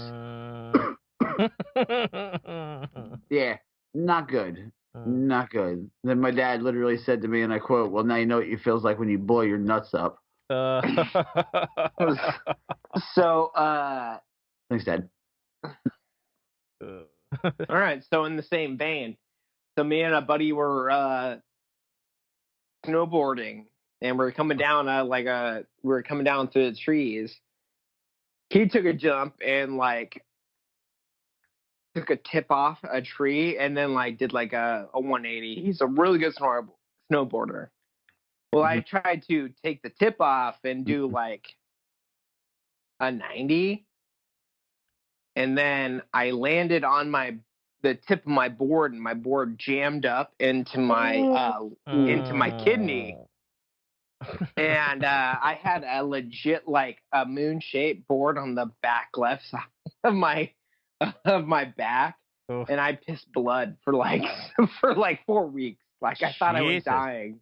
Right? Yeah, it hit me, and I legit peed my pants. Oh my god.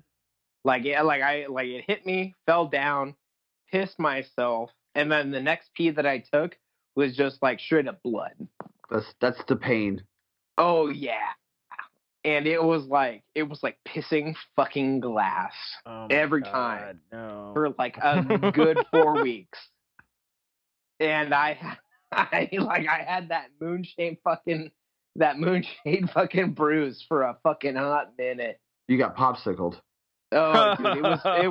Don't No, say that. I've sat when I was snowboarding, I sat down too hard and I legit shit myself. Wow. That shit, it sucks.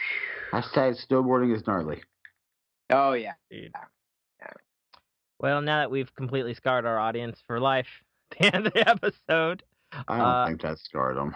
Yeah, I know. We've said some gnarly shit on this fucking show. That brings us to the end of another episode of the Fork in Your Ear podcast. You can find us at www.dynamicworkingproductions.com. You can email us at theforkinyourearpodcast@gmail.com. Tweet at us at GetForkedPod, where you can also follow our Discord. And Mike's got a Twitter, BusterKnuckle13. That's it, right? It's BusterKnuckle13, ladies and gentlemen. Yep, on Twitter over there, and you can follow all the things that he's up to over there. He's talking about busting knuckles up in his ass. This just in, everybody. Brock just tweeted me. Brock just messaged me and said he is going to be joining the Fork in Your Ear podcast family full time. Hey, did you hear that shotgun click at Tim's side? Because I sure did. Oh man. And I think with that, we're out. Get forked. Shazam! Bang rang! Oh! All right, and we're out. All right. Fuck your mother. Oh my God, Brock. Tim, you cannot You cannot handle both Brock and I. No, I obviously cannot. There's no way. It's like two cats with ADHD talking to each other. Oh my god. Yeah, basically, sure. I mean, I already told Tim, I was like, yeah, I went and had sushi and had like 2 bottles of sake, and then I brought a bottle of sake home. Oh, I didn't know you had sake at there. Yeah, he was drinking it. Oh, I didn't know? Yeah, dude, I brought I knew a bottle you of were sake. drinking as soon as we started. I didn't know you were pre-lubricated. Oh, yeah, no. I was like, I woke up and I was like, I need some orange juice, and then I was hanging out and having some energy drinks. And I was like, you know what? Oh man. Fucking sushi and sake. I mean, it is a fantastic combination.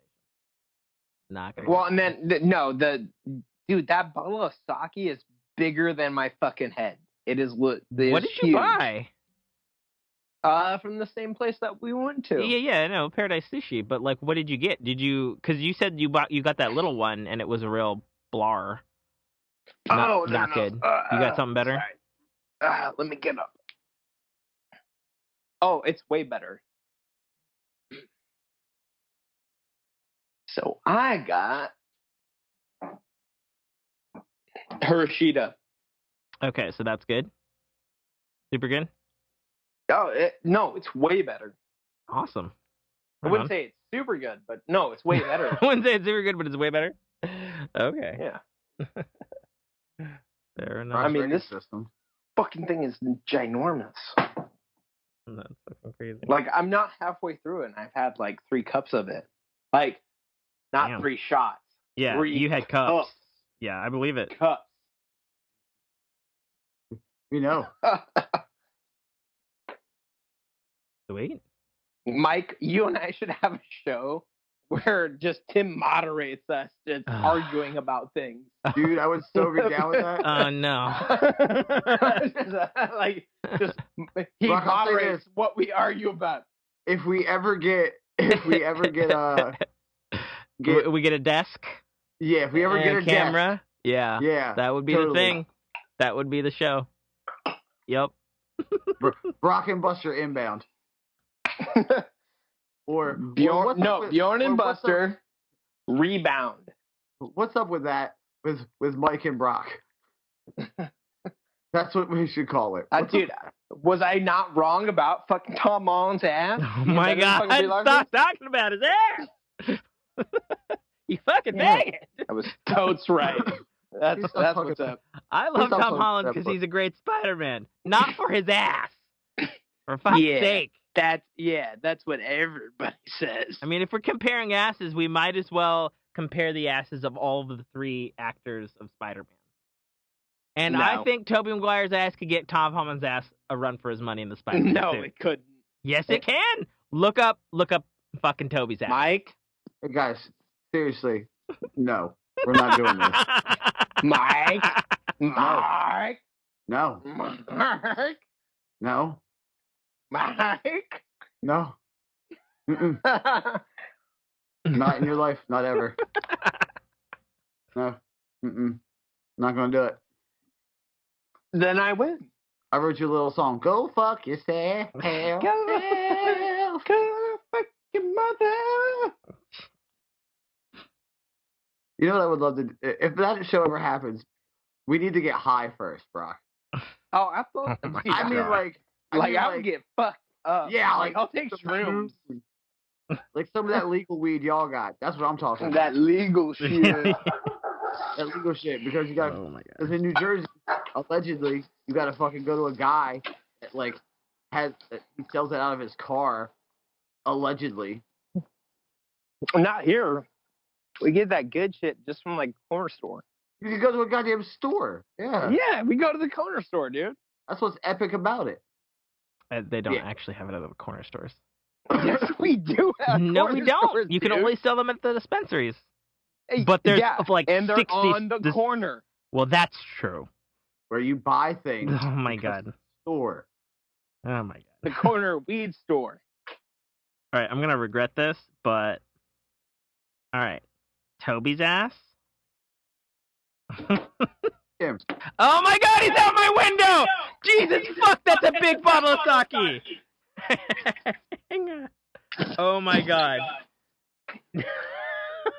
Okay, I'm sending you a picture, Mike. It's fucking It's outside. a giant bottle of fucking sake. I told him, I was like, hey man, Holy let's shit. drink some sake today. He's Oh like, my god, yo, he's here now. You want to hang out? And I was like, dude, I'm kind of sake drunk, so let's do it. I'm sake bombed. Let's party. Oh yeah, and it's still more than half full, like way more than half full. Tim, open up the fucking back door, dude.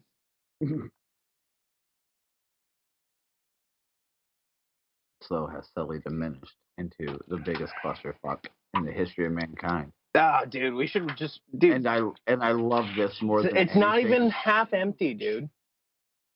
It's not even half empty. And it's fucking awesome. Dude, and it's amazing.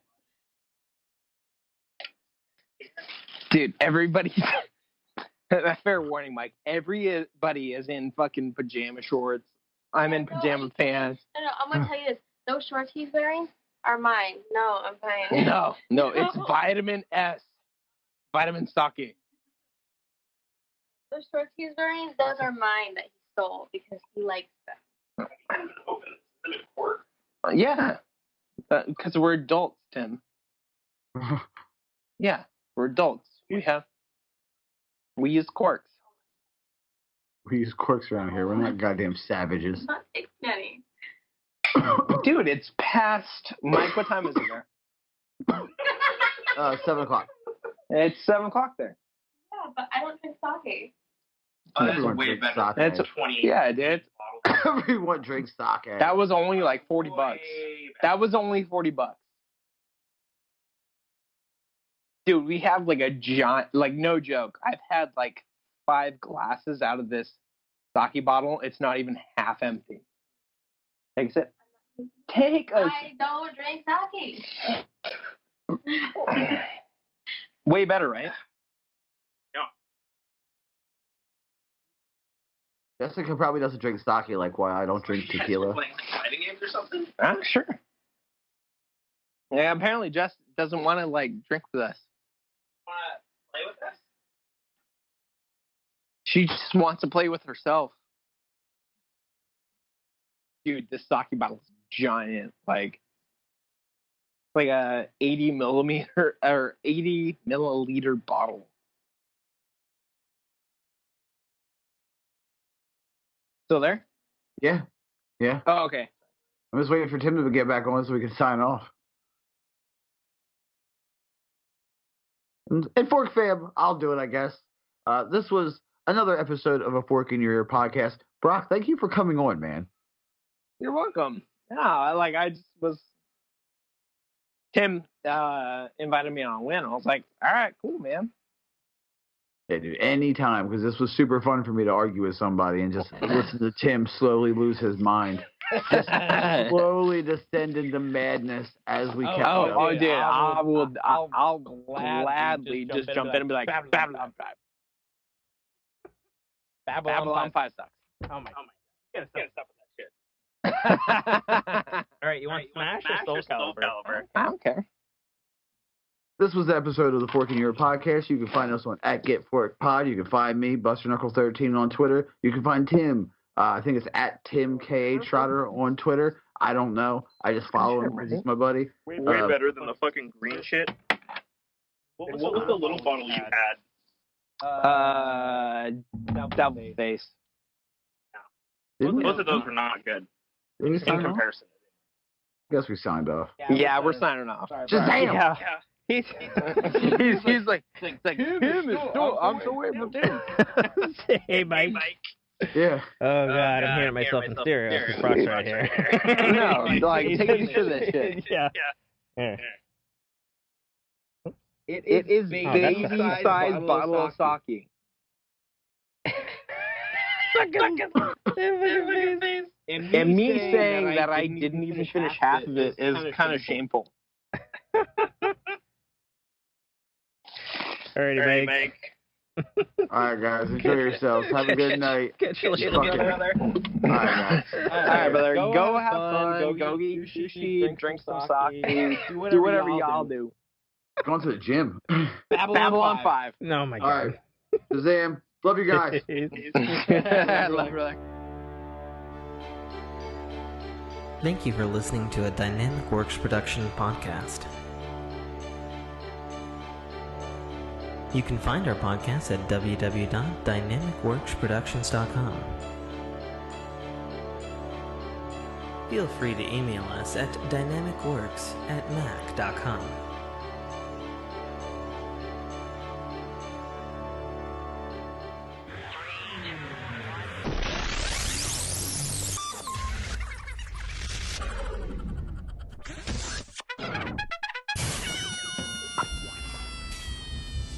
This is Dominic Armato, the voice of Guybrush Threepwood, and you're listening to a Dynamic Works production podcast.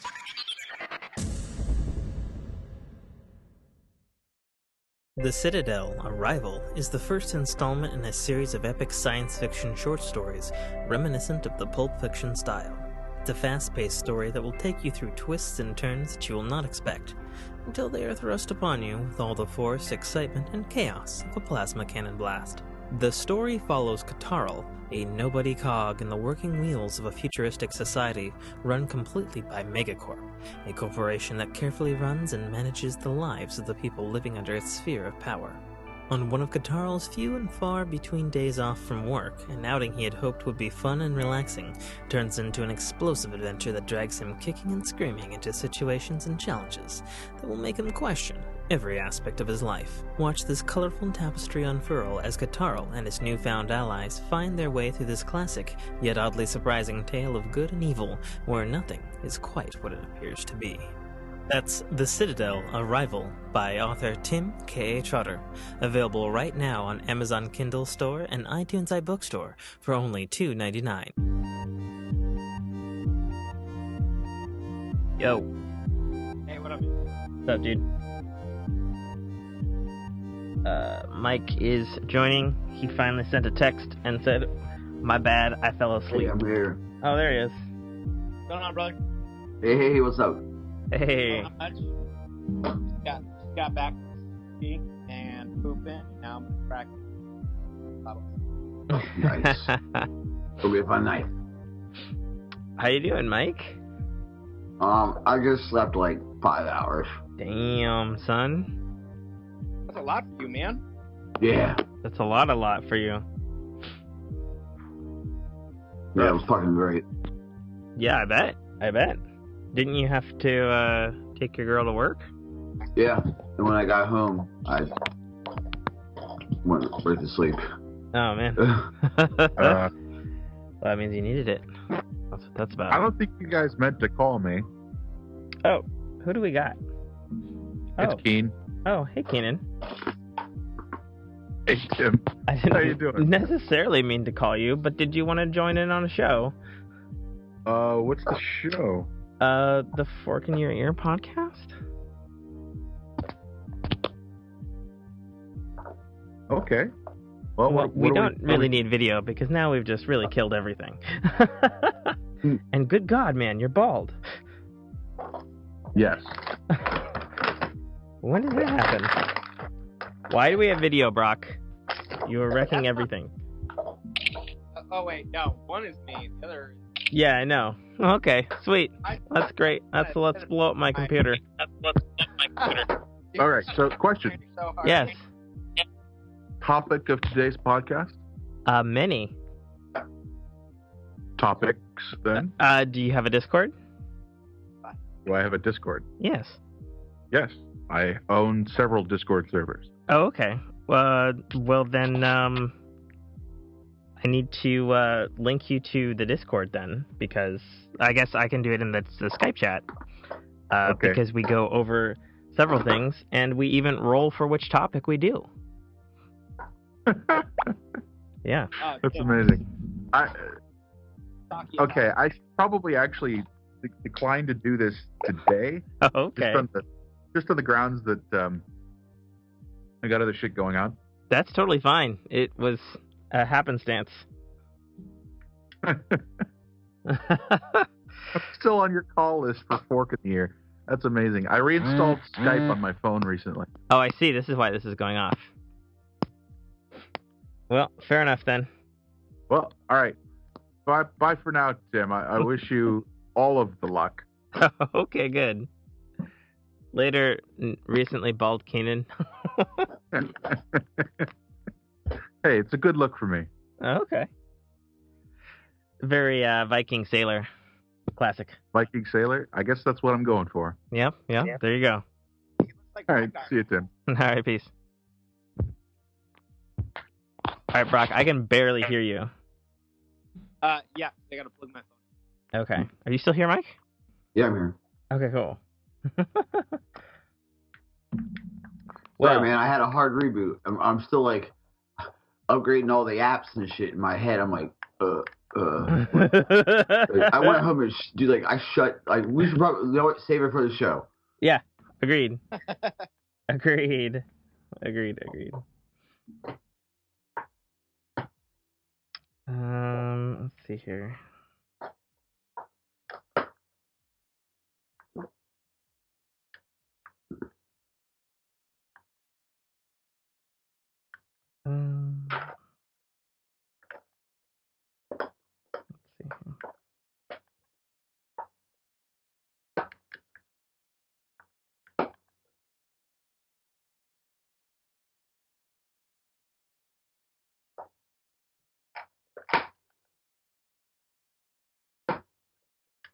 So, Mike, when's your nightmare night gonna finally come? Yes. My what? When's your nightmare night gonna come and actually like gank us? How many days we got to live? Not many. Not many. And not even because it's like, oh, I'm insulted. Just because like you're angering all the wrong things. Oh, I know. We talked about it. You know? Dude, I ran the numbers. So stupid. I ran the numbers, and within 5, I could have had everyone dead. Yeah, I'm surprised it would actually take you that long. The only thing I didn't know was the health pools. Like I keep very, very I keep notes, but I keep vague hit points. Yeah. The only reason I stopped doing it was because like if in case some like a freak accident, some character does die, and then everybody's like, well, you knew how many hit points so and so had. I kind of don't be like, I don't keep them super accurate, like a roundabout. That way I can be like, yeah, but it wasn't 100%. Like I just had a guess, and I'm like, I don't think you guys are like that though. You know what? Like I was talking with James this morning. Like, you know what? We can set up a plan to maybe. Like I don't think so, and I'm like, yeah, neither do I, but we can at least try. Dude, do you know the fucking horror of a GM for me? when they know that a TPK is coming? A Rockstar and like I heard the drum. Water, Earth, Fire. I heard the doom, doom, doom, doom, doom, doom, doom, like the TPK sound. I heard it. Well, and I'm surprised I didn't get absolutely fucking destroyed when Bjorn did his little blitz run, and you only hit me for like what 10 points of damage. I was like, that's it. Yes. I hit you for 13. Also, remember, I declined an attack of opportunity that I clearly could have hit. Oh yeah, you totally should have. Totally should have hit. Like that punch with Comrack, like, oh, I'm gonna channel my smite and all that into it, and I'm like, okay. Yeah, I mean, but there was a couple things where the Mook skeletons probably should have missed because people weren't paying attention to the buffs. And I was sitting there, I'm like, well, I'm not in the area. I really can't say much. Also, not my job to keep track of everybody's buffs and debuffs. Exactly. I already got the gold and the loot and armor. I'm like, you know what? I'm already keeping track of too much shit. Like. The clicker, what really got me was the fact that like I gave you guys all the stuff and no one said, "Hey, what this?" Yeah. I was thinking about it, but I was like, let's get the fuck out of here.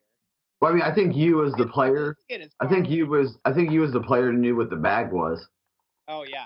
That's why your little impatient ass was like, I'll take that bag. The bag, I'll take it. But the best part about it was I heard Bjorn say it, like, I'll slide in the back like, I'll take that bag. Yeah, give me that bag. Yeah, Well, let me hold. not Let me only hold that, that. like, let's divvy this shit up and get the fuck out. Like, I was like, not only because, like, I knew what it was. Like, I didn't know exactly, but I'm like, we gotta get the fuck out of here and get as far away as possible. I gave that thing 3 charisma checks to break free. Oh, really? Yeah. Well, I mean, I figured with a sacrilegious aura, channel resistance +6, he'd have like, a bit more of the will, Yeah. than the mindless ones, because he has a mind, Yeah. That's why I role played it as, Kyle locked out, still kind of like in a trance talking. Yeah. That was the 3 saves. So, Brock, headset, Yes. and we'll get this party started. Okay. And Mike, you are hella clicky on the controller front, buddy. Yeah. Extra clicky. Like, I just woke up.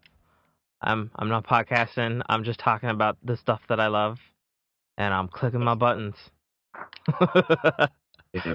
Plus, Pete bit my controller, so that's. What do you mean he bit your controller? Picked up my controller with his mouth and bit it. What do you think? What do you mean? What do I mean? I mean, did he puncture it?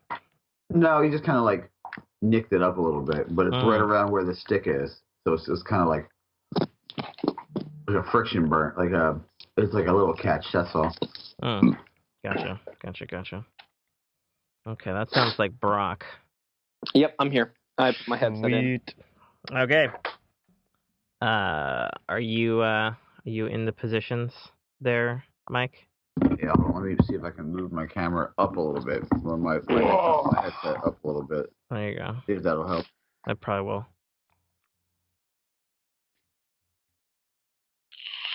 You wanna talk so I can hear those lovely sounds? Oh yeah, well there? I know that's better. There you go. Hello. Yeah, way better. Yeah, you're good, Brock. All right. All right, sweet. All right, so here we go. Cut in!